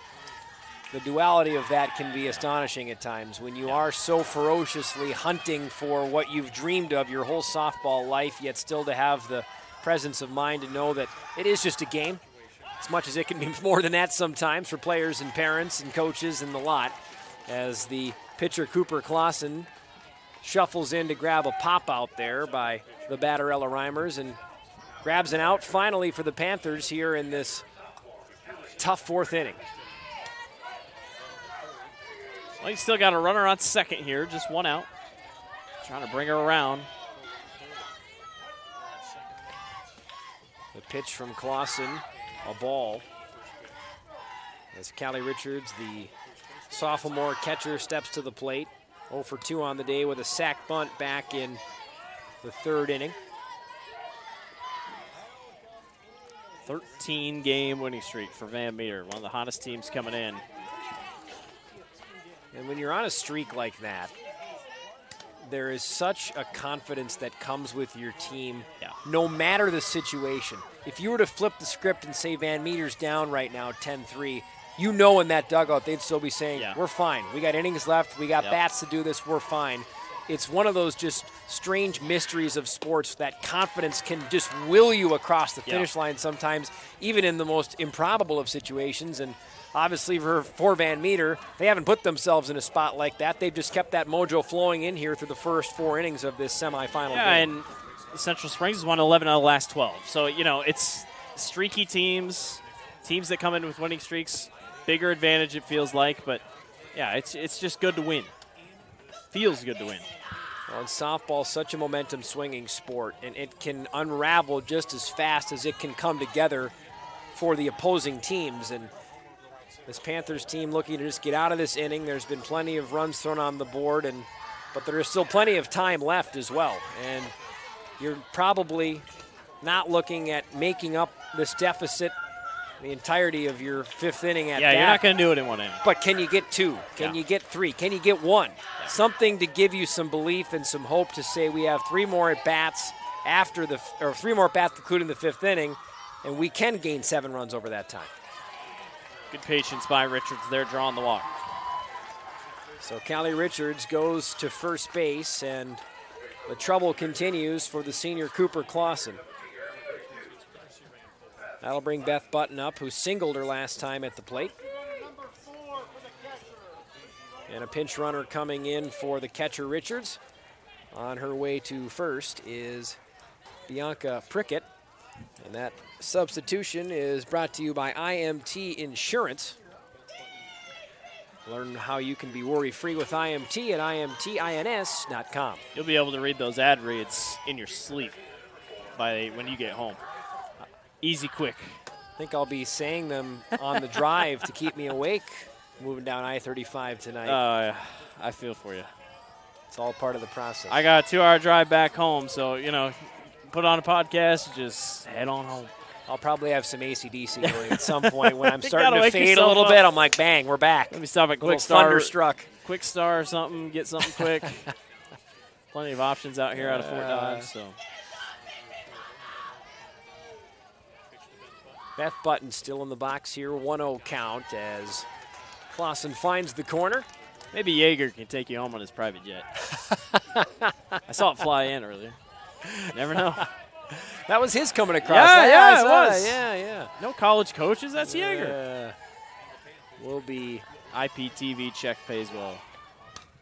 We'll be with Paul tonight, the nightcap game, and a real nightcap game. I was teasing that in yesterday's 7:30 first pitch. You'll be teeing off at the same time that the Padres are probably teeing off tonight on the West Coast. This game in the bottom of 4. Van Meter has a healthy 10-3 lead, and they have an opportunity to add to it here with Beth Button at the plate. Stokes one to right field, and a wonderful effort coming in, diving to make the play is Aurora Steepleton. Impressive range and an even better grab, full extension to grab the out, and some love and a salute from her pitcher and her infield as we watch this again. The runner does advance from second to third on the play, but a catch that you can watch again and again and again. Coach Flaws thought that was dropped. He almost ran his runner all the way through third home. Okay, yeah, it's an out. I was going to say, I'm like, I don't know what we were waiting on. She caught that. Yeah. But Coach Flaws wanted to check real quick. And actually, that was out number 3? I thought it was out number 1. Did they throw back onto first, I wonder? That had to be it. They did throw back on first. Double play. So we'll go to break. Yeah. We were both so awestruck by the catch, we missed the throw in. A double play from the Panthers, and we're on our way to the 5th inning here at Fort Dodge.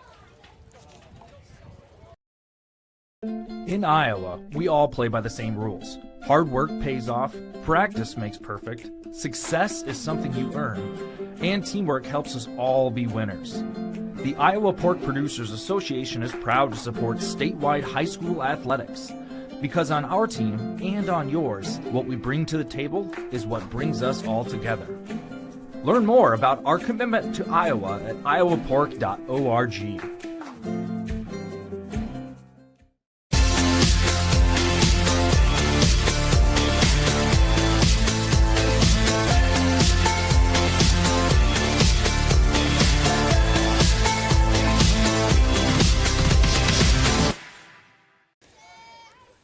Welcome back here to the top of the 5th inning in Fort Dodge. A reminder, Central College has you covered with career-building programs, and with tuition less than $20K a year and tons of scholarships, it's the best decision ever. Apply today at central.edu.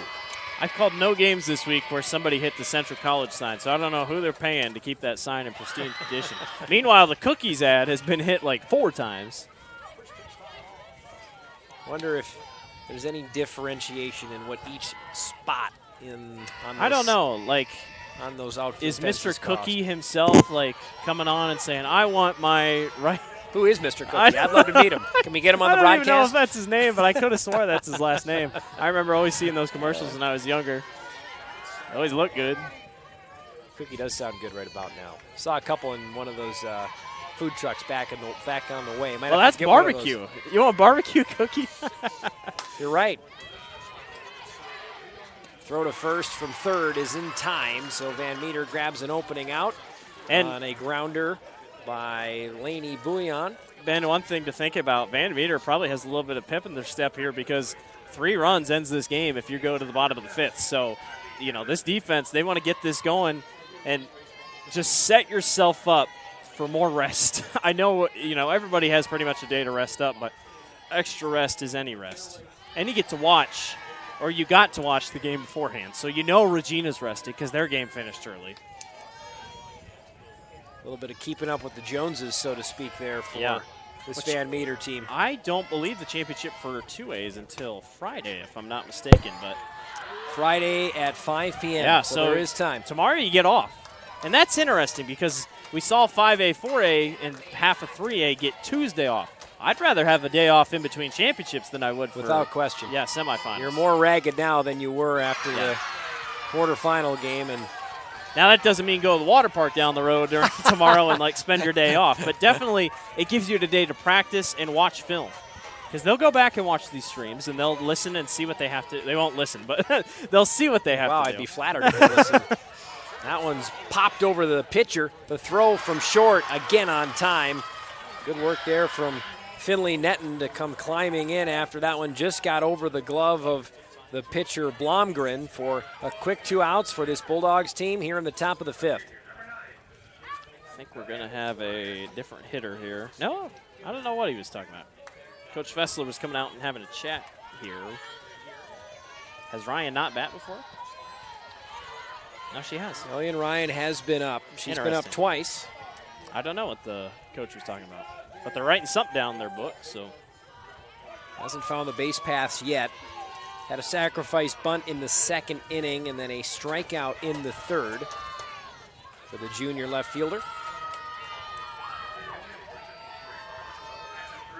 And they did bring in a sub. That was the reason for it. Yes, so indeed. I thought I saw 9. Couldn't see the number from where I'm sitting. They have brought in to sub in for Ryan. Hannah Number True. 12, Hannah True.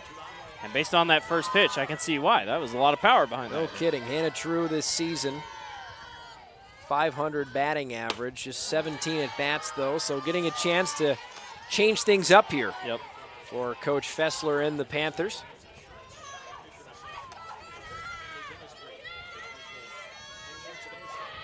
One count to True. And the junior swings and misses on the pitch from Blomgren for the 1-2 count.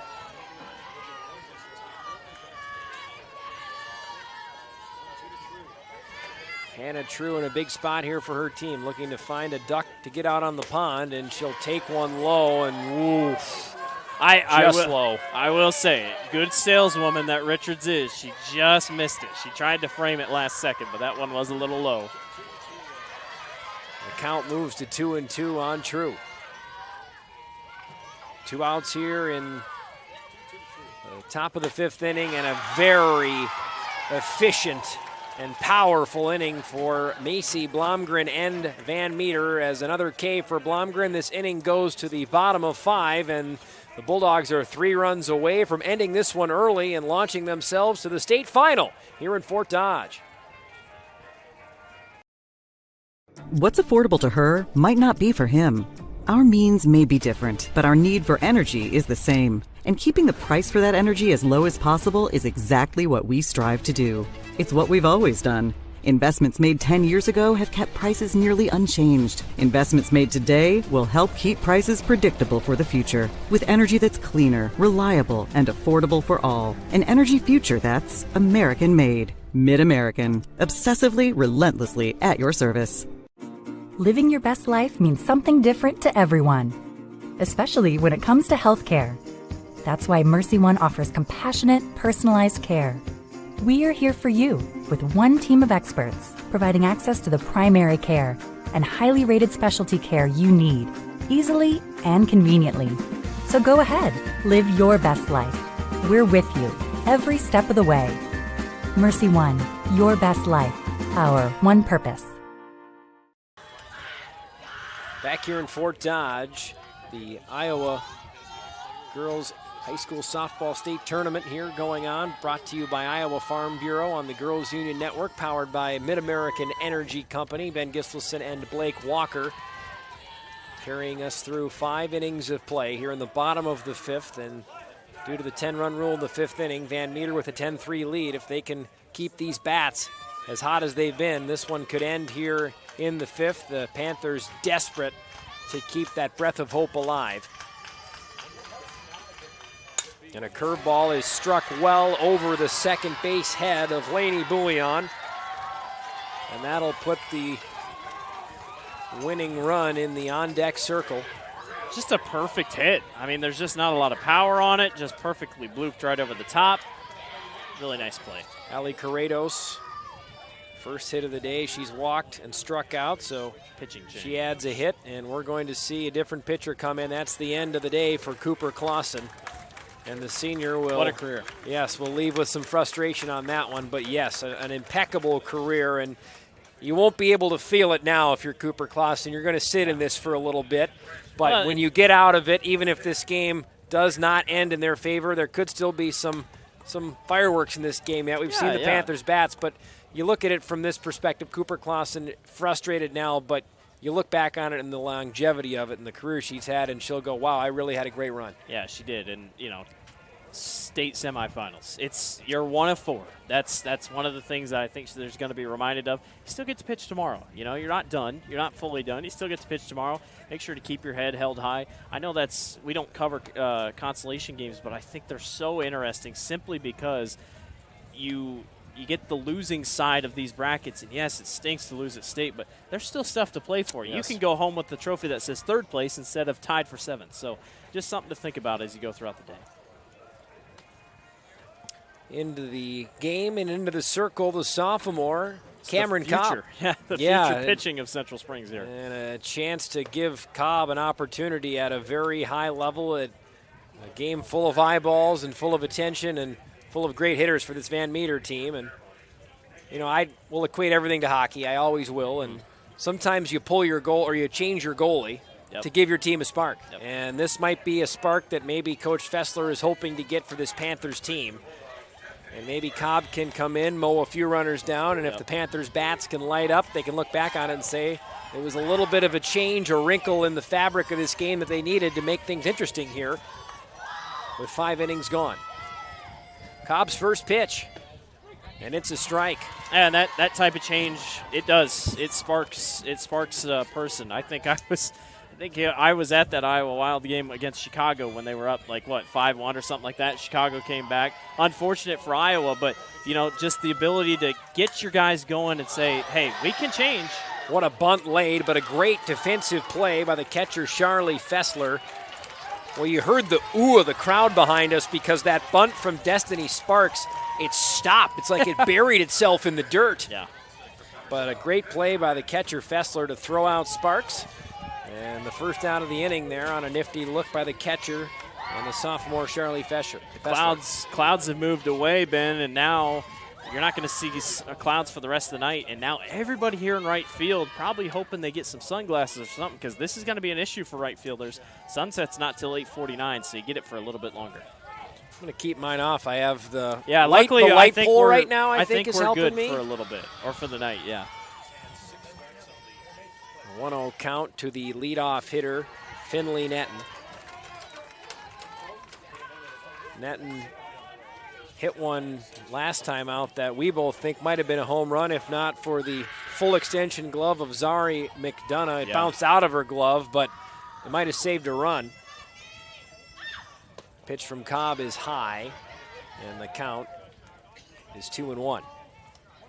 And Cobb, tough spot. First time pitching here at the state tournament. Welcome. She might have pitched last year or the year before, but for right now, what we know, probably her first time pitching here at the state tournament. A lot of pressure here. The sophomore Cobb releases with a great breaking ball on the inside corner. And Cobb acting and looking very much body language-wise like she's comfortable here, like she's been here before, which we know she hasn't. Yeah, and for Netton, you just got to be careful. You got someone in the circle that, you don't know how she's going to pitch. And has nothing to lose. Yeah, and she's got speed. Quite a bit of speed on a couple of her pitches. A little kind of out and sporadic, but if she hits the zone right, pretty tough pitcher. Cobb this season appeared in 11 games for this Panthers team. Has a 3-2 count to the leadoff hitter for Van Meter here, who ropes one foul over the head of her coach, James Flaws. But Cobb, 1.47 ERA, won 5 games, only lost once. So you called it, the future of this team. They've likely been grooming her behind the ace Clausen, and it'll be Cobb's chance to take the circle once the campaign begins next spring for this Panthers team. But here she is in the state tourney. And another breaking ball. That one was hammered foul. Headed right almost to the other field. That's how hard that was hit. Even the batter's having a hard time. Netton has to put her hand up. She's got the sun in her face looking over at Coach Flaws over here. There's one position I wouldn't want to be in this setting. It is Lizzie Hammond at first base. It's a tough spot. She's looking dead into the sun if anything comes from short or third. This ball goes high in the air over short. Coming in from left field and missing it is Ellie Ryan. And now going to third. Is it in time? It is. So some aggressive base running that catches Corrados rolling to third. And so an out, not the conventional way, but the Panthers are able to get what they need, a second out here in this inning to prolong the game. Good throw there. I believe that was the center fielder, Zari McDonough, who came in to pick it up and throw it. She timed it. She looked up and saw that the runner was going, said, now I'll go. Coach Flaws tapped his chest and said, that's my bad. Didn't really want to send her. But you're up 10-3. You might as well. Runner will go to third now on a ball off the shin pad of the catcher. Fessler. Clearly the out didn't deter him from sending his runners. Short memories those coaches have sometimes. My bad, I'll do it again. Yep. And so that brings the runner in netting that much closer. 60 feet away for 12 in blue. And the pitch to Lauren Wallace out of the hand of Cobb is a ball. Cobb's been pretty unpredictable here in the circle. Just kind of everywhere, but good pitches. He's got good speed on him from what I can see from here. Cobb deals. A lot of movement on her pitches, too. She hasn't thrown much straight yet. There's been dipping and diving. And should be 3-0 here on the board. Haven't put it on the board yet. Not sure if you want to call her a junk pitcher, but I mean, that's kind of what I'm getting a whiff of here is everything's moving. This is a little low. And now you get Waldorf, who homered last time up, so. Waldorf, one of 2 home runs in this game.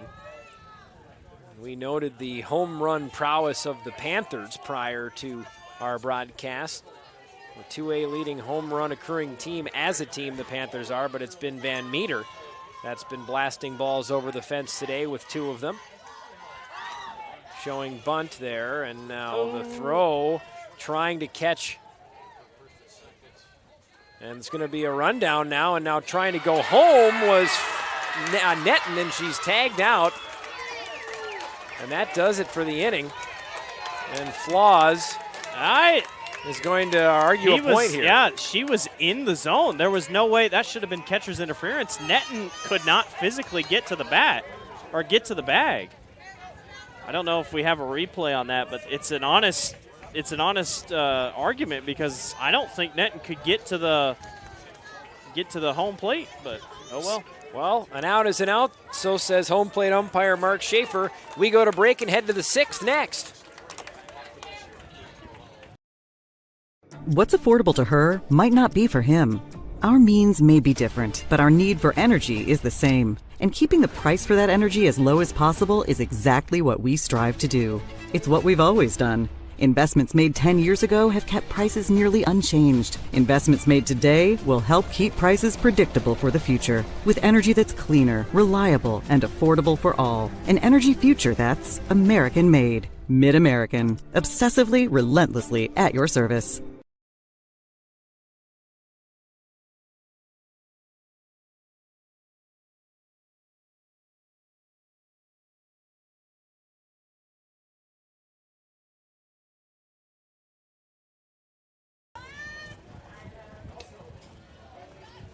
Might have been a sight in mind that Paul McCartney had when he wrote a certain Beatles song here in Iowa. A beautiful, picturesque day. Every day here in Fort Dodge has been just pristine and immaculate. And not always the case at these tournaments, so I'm told. You'll see heat, you'll see storms. We've seen none of those 2 things. It has been in the 70s and just delightful. It was hotter during soccer than it was here at softball. How does that make any sense? And so Macy Blomgren comes back in and gets a strike on the opening pitch as that one's fouled backwards. Zari McDonough at the plate here for Central Springs. I'll update anyone again since it's been an hour since I said it. If you're waiting on Clarksville and North Lynn, you are going to have to wait a little bit longer. Again, probably won't start till around 8:45, 9-ish after our first game of the day. Went 3 hours and 5 minutes total, so that has set the day off. It was a great game, 10-inning game, but it set the day off course. And this has been a longer game in general with all the hits. But 1-1 here, Blomgren to Zari McDonough, and that one did find the corner. Went around. And a check swing strike for a 1-2 count. Blomgren's pitch is swung on and belted in the gap. Nicely retrieved, though, by the center fielder, Katie Vaught.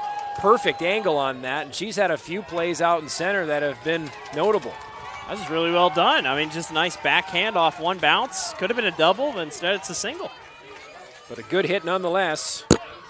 by Zari McDonough, her first hit of the game. 7 runs is a lot, don't get me wrong, but I've seen crazier things happen, and if they can just string together a couple here and just get the bats rolling, at least, like you said, chip away. You got 6 more outs. You really feel like they need to, at bare minimum, get to 5. As this one might get in there too, and it does. Don't look now, but the Panthers have a little bit of a pulse going, and a lot of pulse at second base. As Zari McDonough screams back to her dugout after a nice piece of hitting by Zayla Dahlstrom, and there's 2 on for the Panthers here in the top of the 6th and no outs. I don't know if Reimers thought it was going to go farther, but she just didn't play up on it. I don't know if the wind caught it, but she noticed about halfway down on its descent. She's like, I'm not going to get there. There you go. Now to the top of the order where Carly Ryan has a 2-for-3 day going. One of the better hitters. Committed to play college ball at Iowa Central, and she takes a healthy hack, but a high fastball beats Ryan there from the senior Blomgren. And Coach Fessler's telling her, he said, this is up here by your head. You got to get it down here in your stomach. Don't want to swing at everything just because you got runners on first and second. Don't forget what got you here. Don't forget who you are. Stay patient. Blomgren was hoping to bait Ryan into another high swing. She wouldn't take the bait on that time. Listening to her coach's tutelage, the count is 1-1. Blomgren fires. This one's fired out, looking to go in the middle of a couple of Van Meter players again, but once more it's Katie Vaught coming in steady as she goes in center field. It was starting to feel uncomfortable because in those pop flies, what I'm always looking for from a broadcaster is one player coming in with confidence. When 2 are. Vaught was coming, but so was 2 others. So were 2 others coming in there. That was Corrados, who was making her way backwards. 3 awkward bloopers.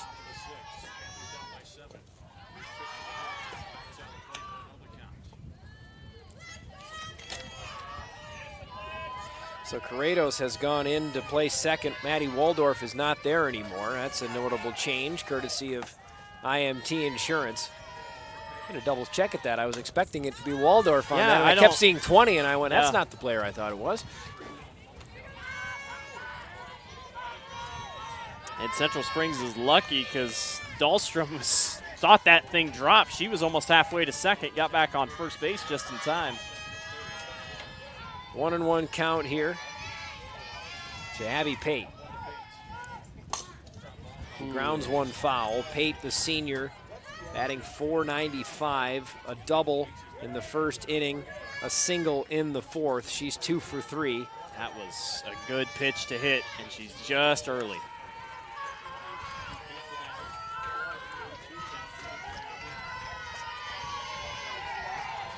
And Pate will reset, as will Blomgren for the 1-2 pitch.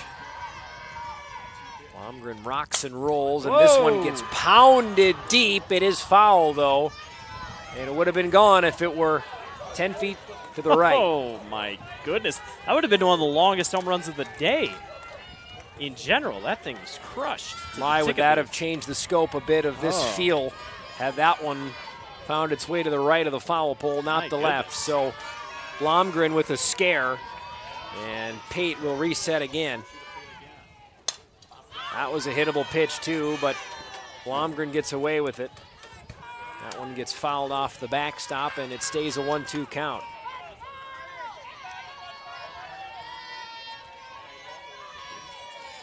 Not sure Blomgren will go inside again after the outcome from that previous inside pitch. Still 1-2. Here's Blomgren dealing again. She goes high.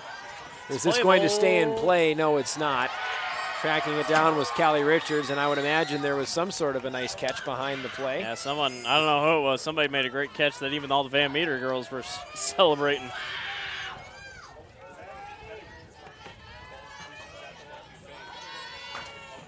And so Pate stays in. Long at bat here with Blomgren. 2 runners on, just 1 out. The Panthers, the breath of life here in the 6th. That pitch skips off the dirt.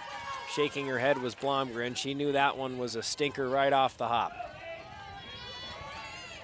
And so the count progresses towards a 2-2 delivery coming up here from the senior Blomgren.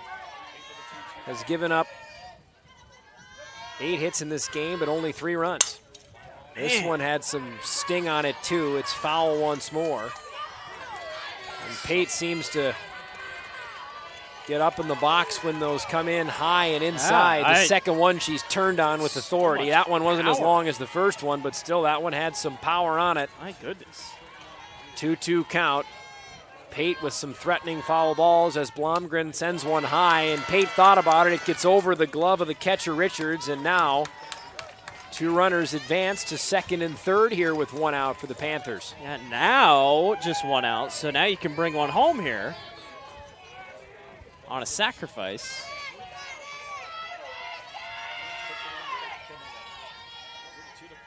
And the 3-2 pitch is low. Pate wins the battle. The bases load. And coming to the plate is Charlie Fessler, who is the home run leader for this Panthers team. You know what's crazy? They are in the bottom of the 6th on the other field. It is 8-0 Martinsdale St. Mary's. They have completely passed us in games, and that field started 30 minutes before we did. Well, this one might get a little interesting, though, here for everybody that's tuned in and maybe wanting to watch Clarksville. And your numbers are going to be insane because everyone's going to be like, hey, there's something to watch. I guarantee you that's how that works. Because there's not a lot of people paying to watch baseball, so everybody's going to be watching here. Well, maybe the Panthers can give everybody something to really glue in on. Yeah. This with could Fessler. really get going here. Again, 10 home runs during the regular season. She was 0 for 3 in the quarterfinal game against West Monona, and she's 1 for 2 today. 0-1 count. Did she check? Yeah. She did not. Well, yeah, went through, I should say. And an 0-2 count to Fessler. The bases juiced here in the top of the 6th, and Blomgren feeling the heat of this. Here's the 0-2 pitch. Fessler swings and fouls one off. And she's thinking what everybody's thinking that they would be feeling in that spot. You know, 10 homers, that's what she's thinking. I've homered before. I have bases loaded. I could get this game within 3. But you can't think about that. You got to still stay patient because she's chased after these first couple. Fessler still down in the count. Lots of options here for Blomgren, and she gets Fessler with a breaking ball.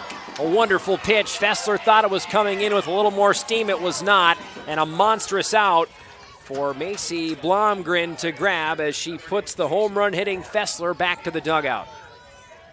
Steepleton with the big chance here as well. Base is still juiced.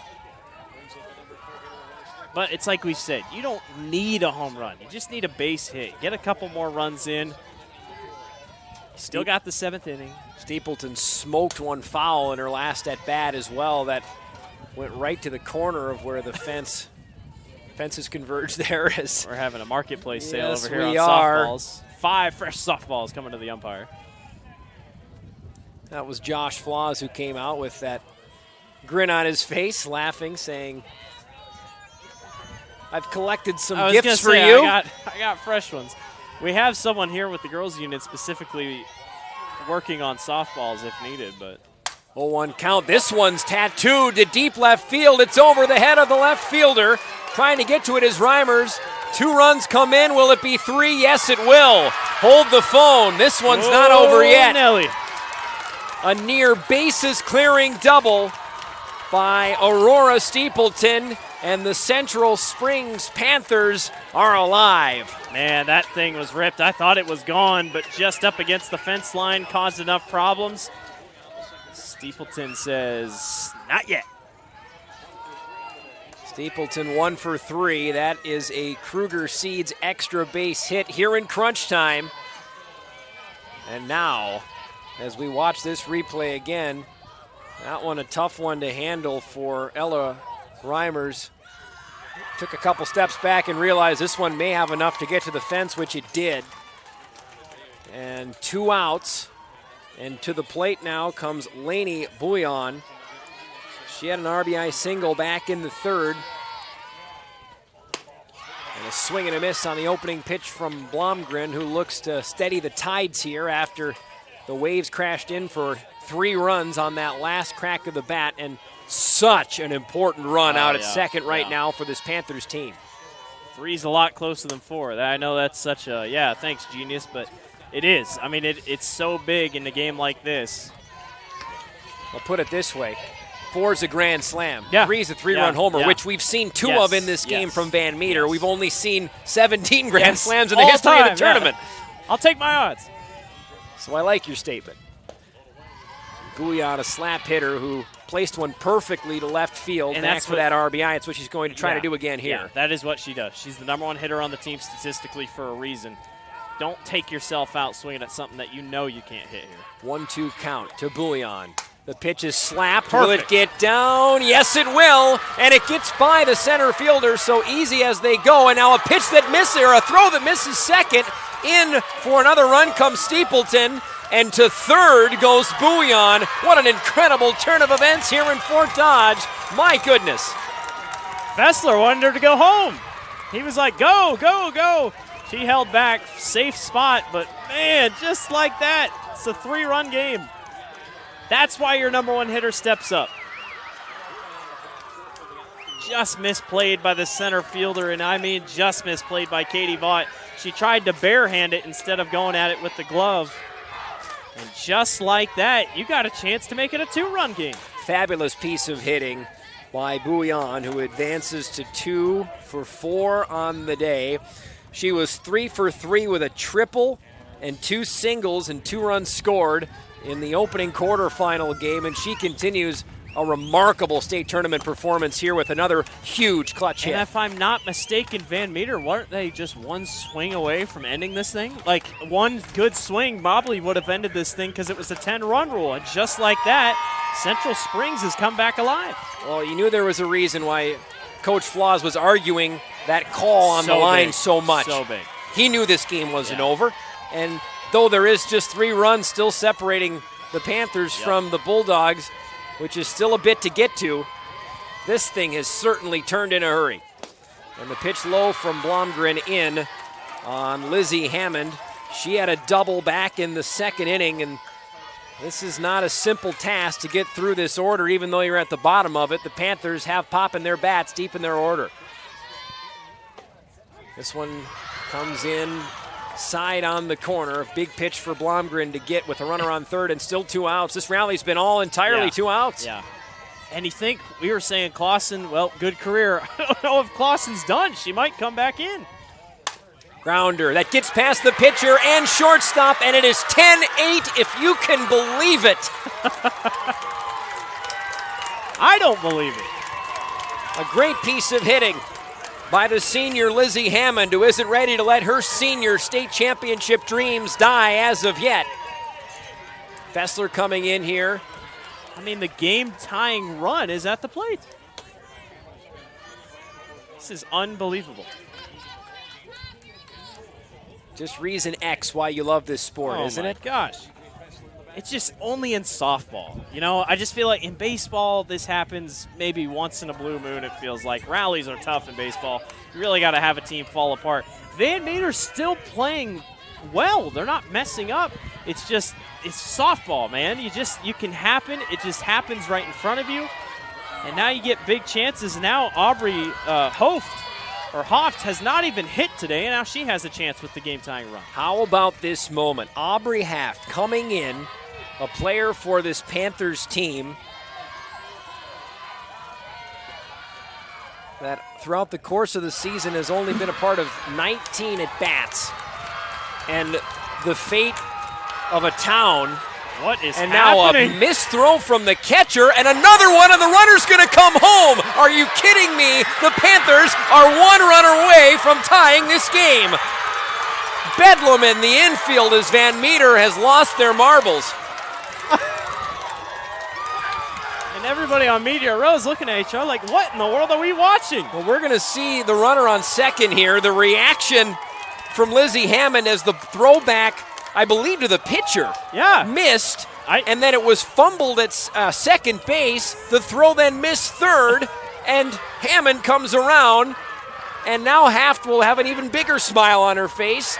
Still 2 outs, and by the way, the Panthers don't have to tie this game in this inning. Oh my gosh, this is unbelievable. I hope you know, Ben, I've been watching high school softball for many years. this is one of the craziest games I've seen. Like, this is unbelievable. Comebacks like this, it's just hard at the state tournament because it's the state tournament. It's the state semifinals, and stuff like this is happening. This is unbelievable. A Van Meter team, 13 straight wins. We talked about it, Blake. The confidence you have when you're a team like this where you feel in any situation you can handle the pressure. They still have a lead, but has the pressure grown in magnitude over the last 15 minutes of game time. It's just dropped. I mean, like I said, you were a hit away from putting this thing away. You're going home. You're going back to your hotel. It's 13-3. Now it's 10-9. So the pitch to half is a strike for Blomgren, and it's 1-1. And every strike, everything you can give your team. If you're a fan of Van Meter right now, every cheer, every pitch that comes in that isn't a ball, you're going to applaud right now because you need every inch of mojo, of momentum that you can get. Yeah. And we can't put it aside. We're still in the top of the sixth. Van Meter's offense has not slowed down today. So that's another thing. We still have to see a Van Meter offense that has not shown any signs of slowing down. They've hit 2 home runs. So, yes, offensively, this is great for Central Springs, but this has to transition to their defense. The pitch from Blomgren is a strike and a good one on half.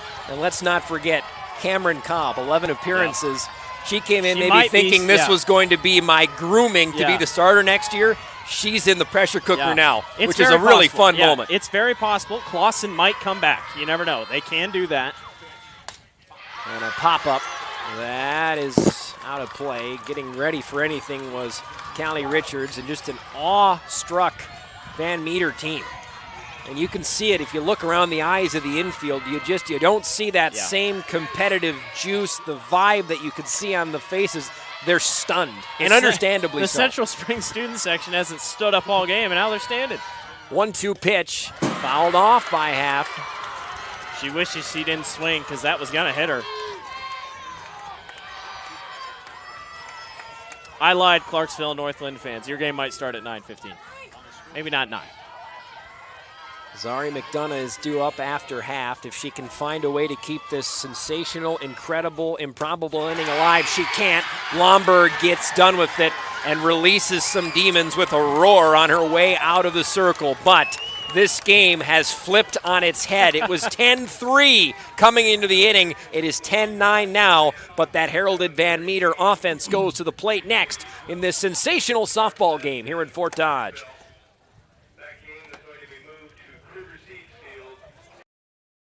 What's affordable to her might not be for him. Our means may be different, but our need for energy is the same. And keeping the price for that energy as low as possible is exactly what we strive to do.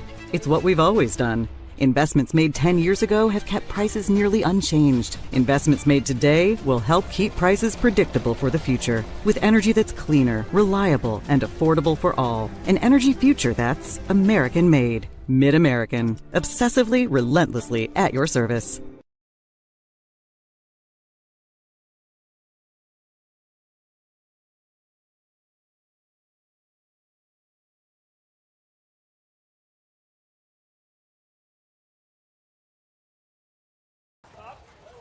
One-of-a-kind game under a one-of-a-kind sunset here in Fort Dodge. 10-3 it was, 10-9 it is now.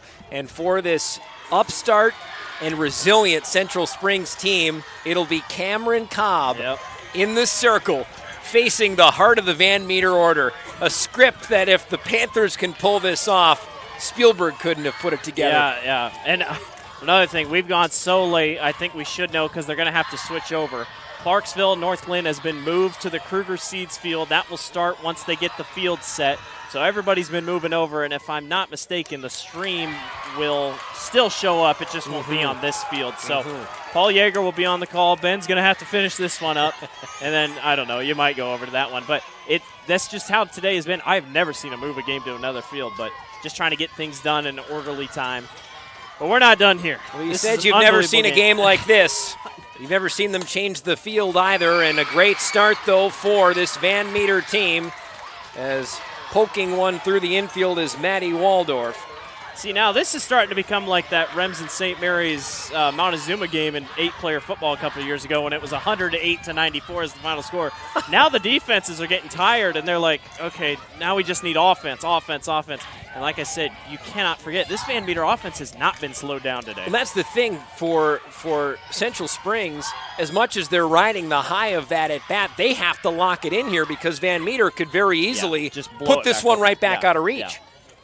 And for Central Springs, it's one more chance. You only get one more at bat or 3 more outs. So Waldorf is on with an opening single. Yeah, we lost all of our friends here in Media Row. They all took off because they were ready for that Clarksville game. 3 for 4 day for the junior Waldorf. Another sparkling performance from a player that Van Meter has counted on in this dazzling season of theirs, of which they went 34-5.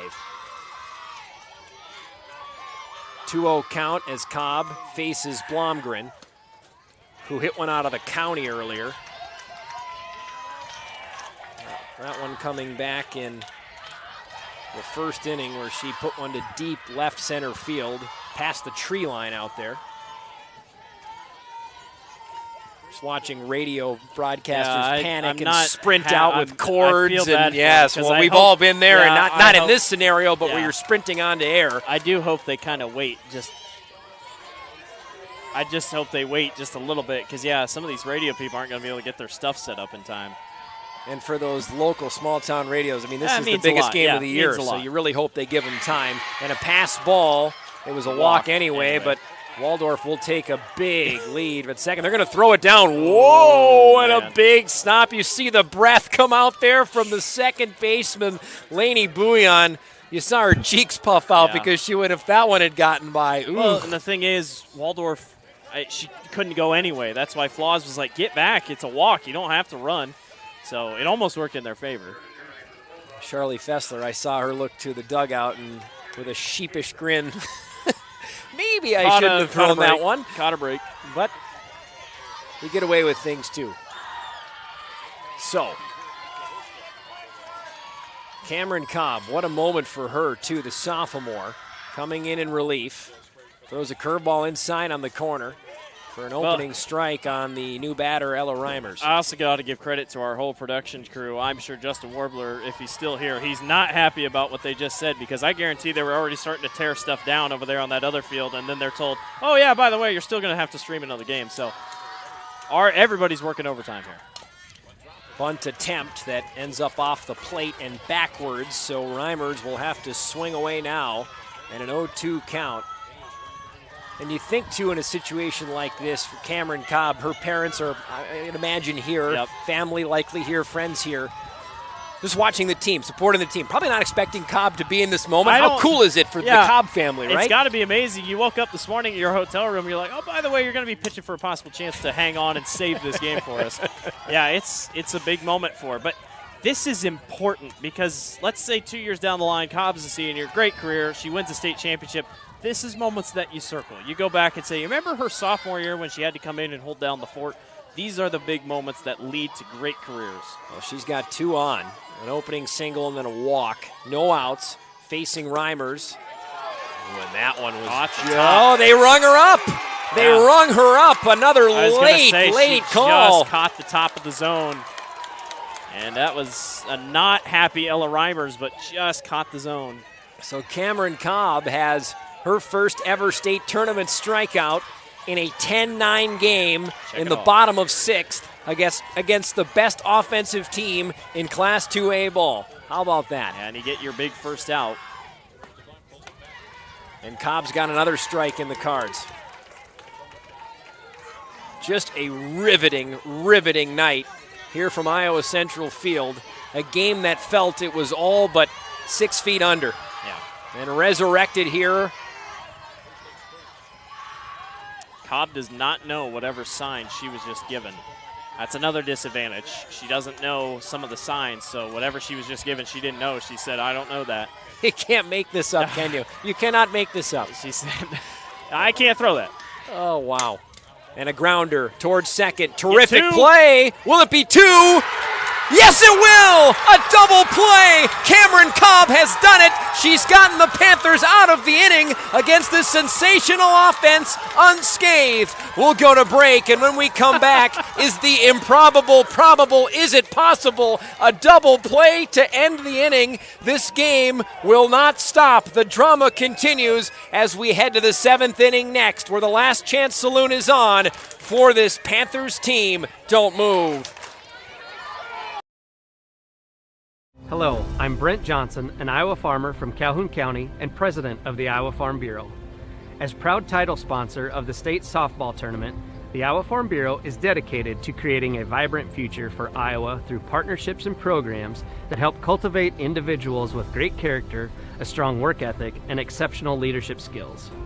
Making it to the state tournament is a great accomplishment that takes a lot of support. That's why we provide millions of dollars in awards, grants, and scholarships that recognize athletic and academic excellence. The well-being of Iowa students is also very important to Farm Bureau.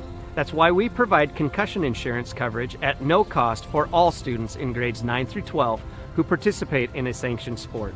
As just one of only 7 states to provide this coverage, it's just another way we're striving to support Iowa's outstanding young leaders. So, from the Iowa Farm Bureau, congratulations to all the players and coaches on an outstanding season, and good luck in the tournament. Well, the unthinkable is 1 run away from happening here in the top of the 7th inning. This is a Van Meter team that had this game gift-wrapped and ready to send out for a holiday greeting. The bus was warming up for the hotel. Here they are, 1 run away from collapsing.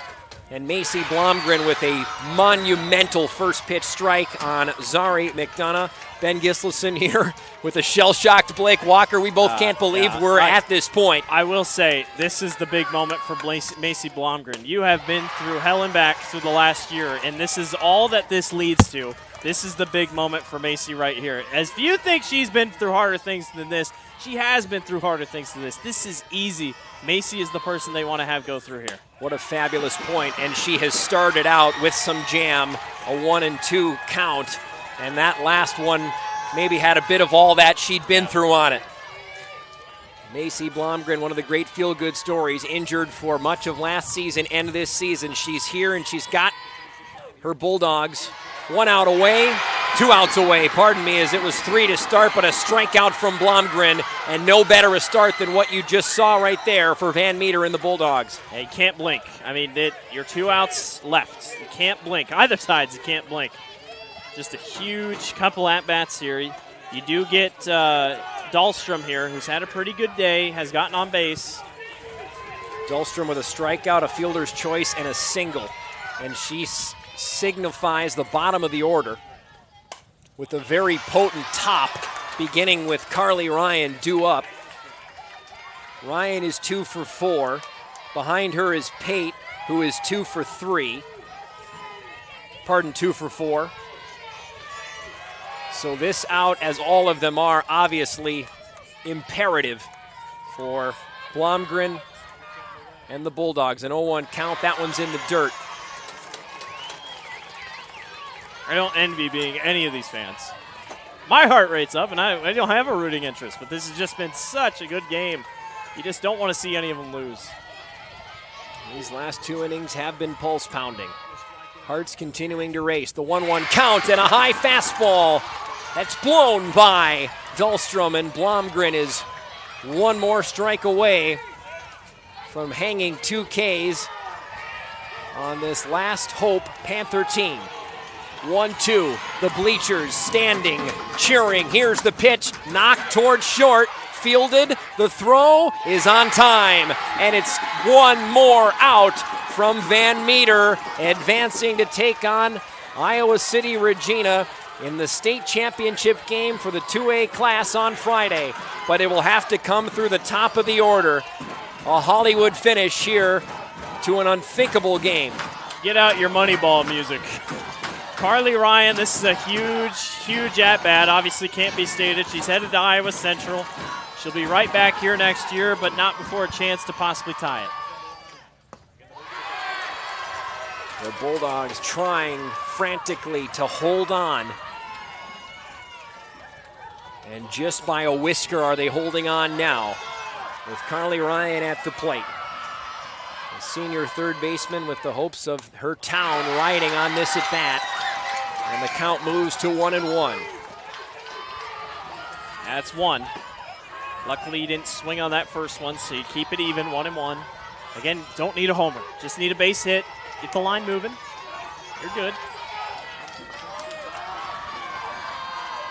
Van Meter holding the gates, defending the keep. And the strike from Blomgren has them one pitch away. Listen to this building. It's insane. What a day. The pitch for all the marbles. Here it comes. Swung on and missed. Macy Blomgren gets through another arduous journey and completes a holding of the gates for a Van Meter Bulldogs team that thought they had the rug swept out from under them. The final score in a phenomenal game of softball, 10-9, as the Bulldogs are on to take on Iowa City Regina in Friday's championship game. Wow. Why not one more battle? I mean, why not one more test for Macy Blomgren to go through? And, man, she's able to pull through. Never a doubt, I'm sure, in Flaw's mind to pull her. Keep her in. Let her get through it. Let her work through it like she has so many times before. And so much credit to Central Springs. They could have been out of it. Instead, they fought till the very last out. But, man, that Van Meter offense is legit. And the Bulldogs are going on to the state championship. Well, Van Meter will go to place their name into the championship game, something they thought might be a little more of just a simple door prize and almost ho-hum, we're going to tack this on. It's going to feel a little better now with what they had to go through to get there. Unbelievable. I mean, just unbelievable. The fight through it all. Yeah, I mean, they get a good date with Iowa City Regina on Friday. They get to rest up tomorrow. Thank goodness they get tomorrow off. Both teams just put it all out on the line. Both teams deserving of making it. Only one can move on. But what a season for Central Springs. A tip of the cap to Central Springs, and a tip of the cap to you, Blake Walker. Pleasure sharing the broadcast booth with you a couple of times here this week in Fort Dodge, and also to Randy, our producer, and all of our camera people for making this broadcast possible, as well to all the fans. A picturesque day comes to an end here in Fort Dodge with a heart-racing, pulse-pounding, incredible finish to this game. 10-9 the final. Van Meter on to play Iowa City Regina on Friday. Thanks for joining us. For everybody here at the Girls Union Network, I'm Ben Gislason bidding you a fond farewell and good night from Fort Dodge.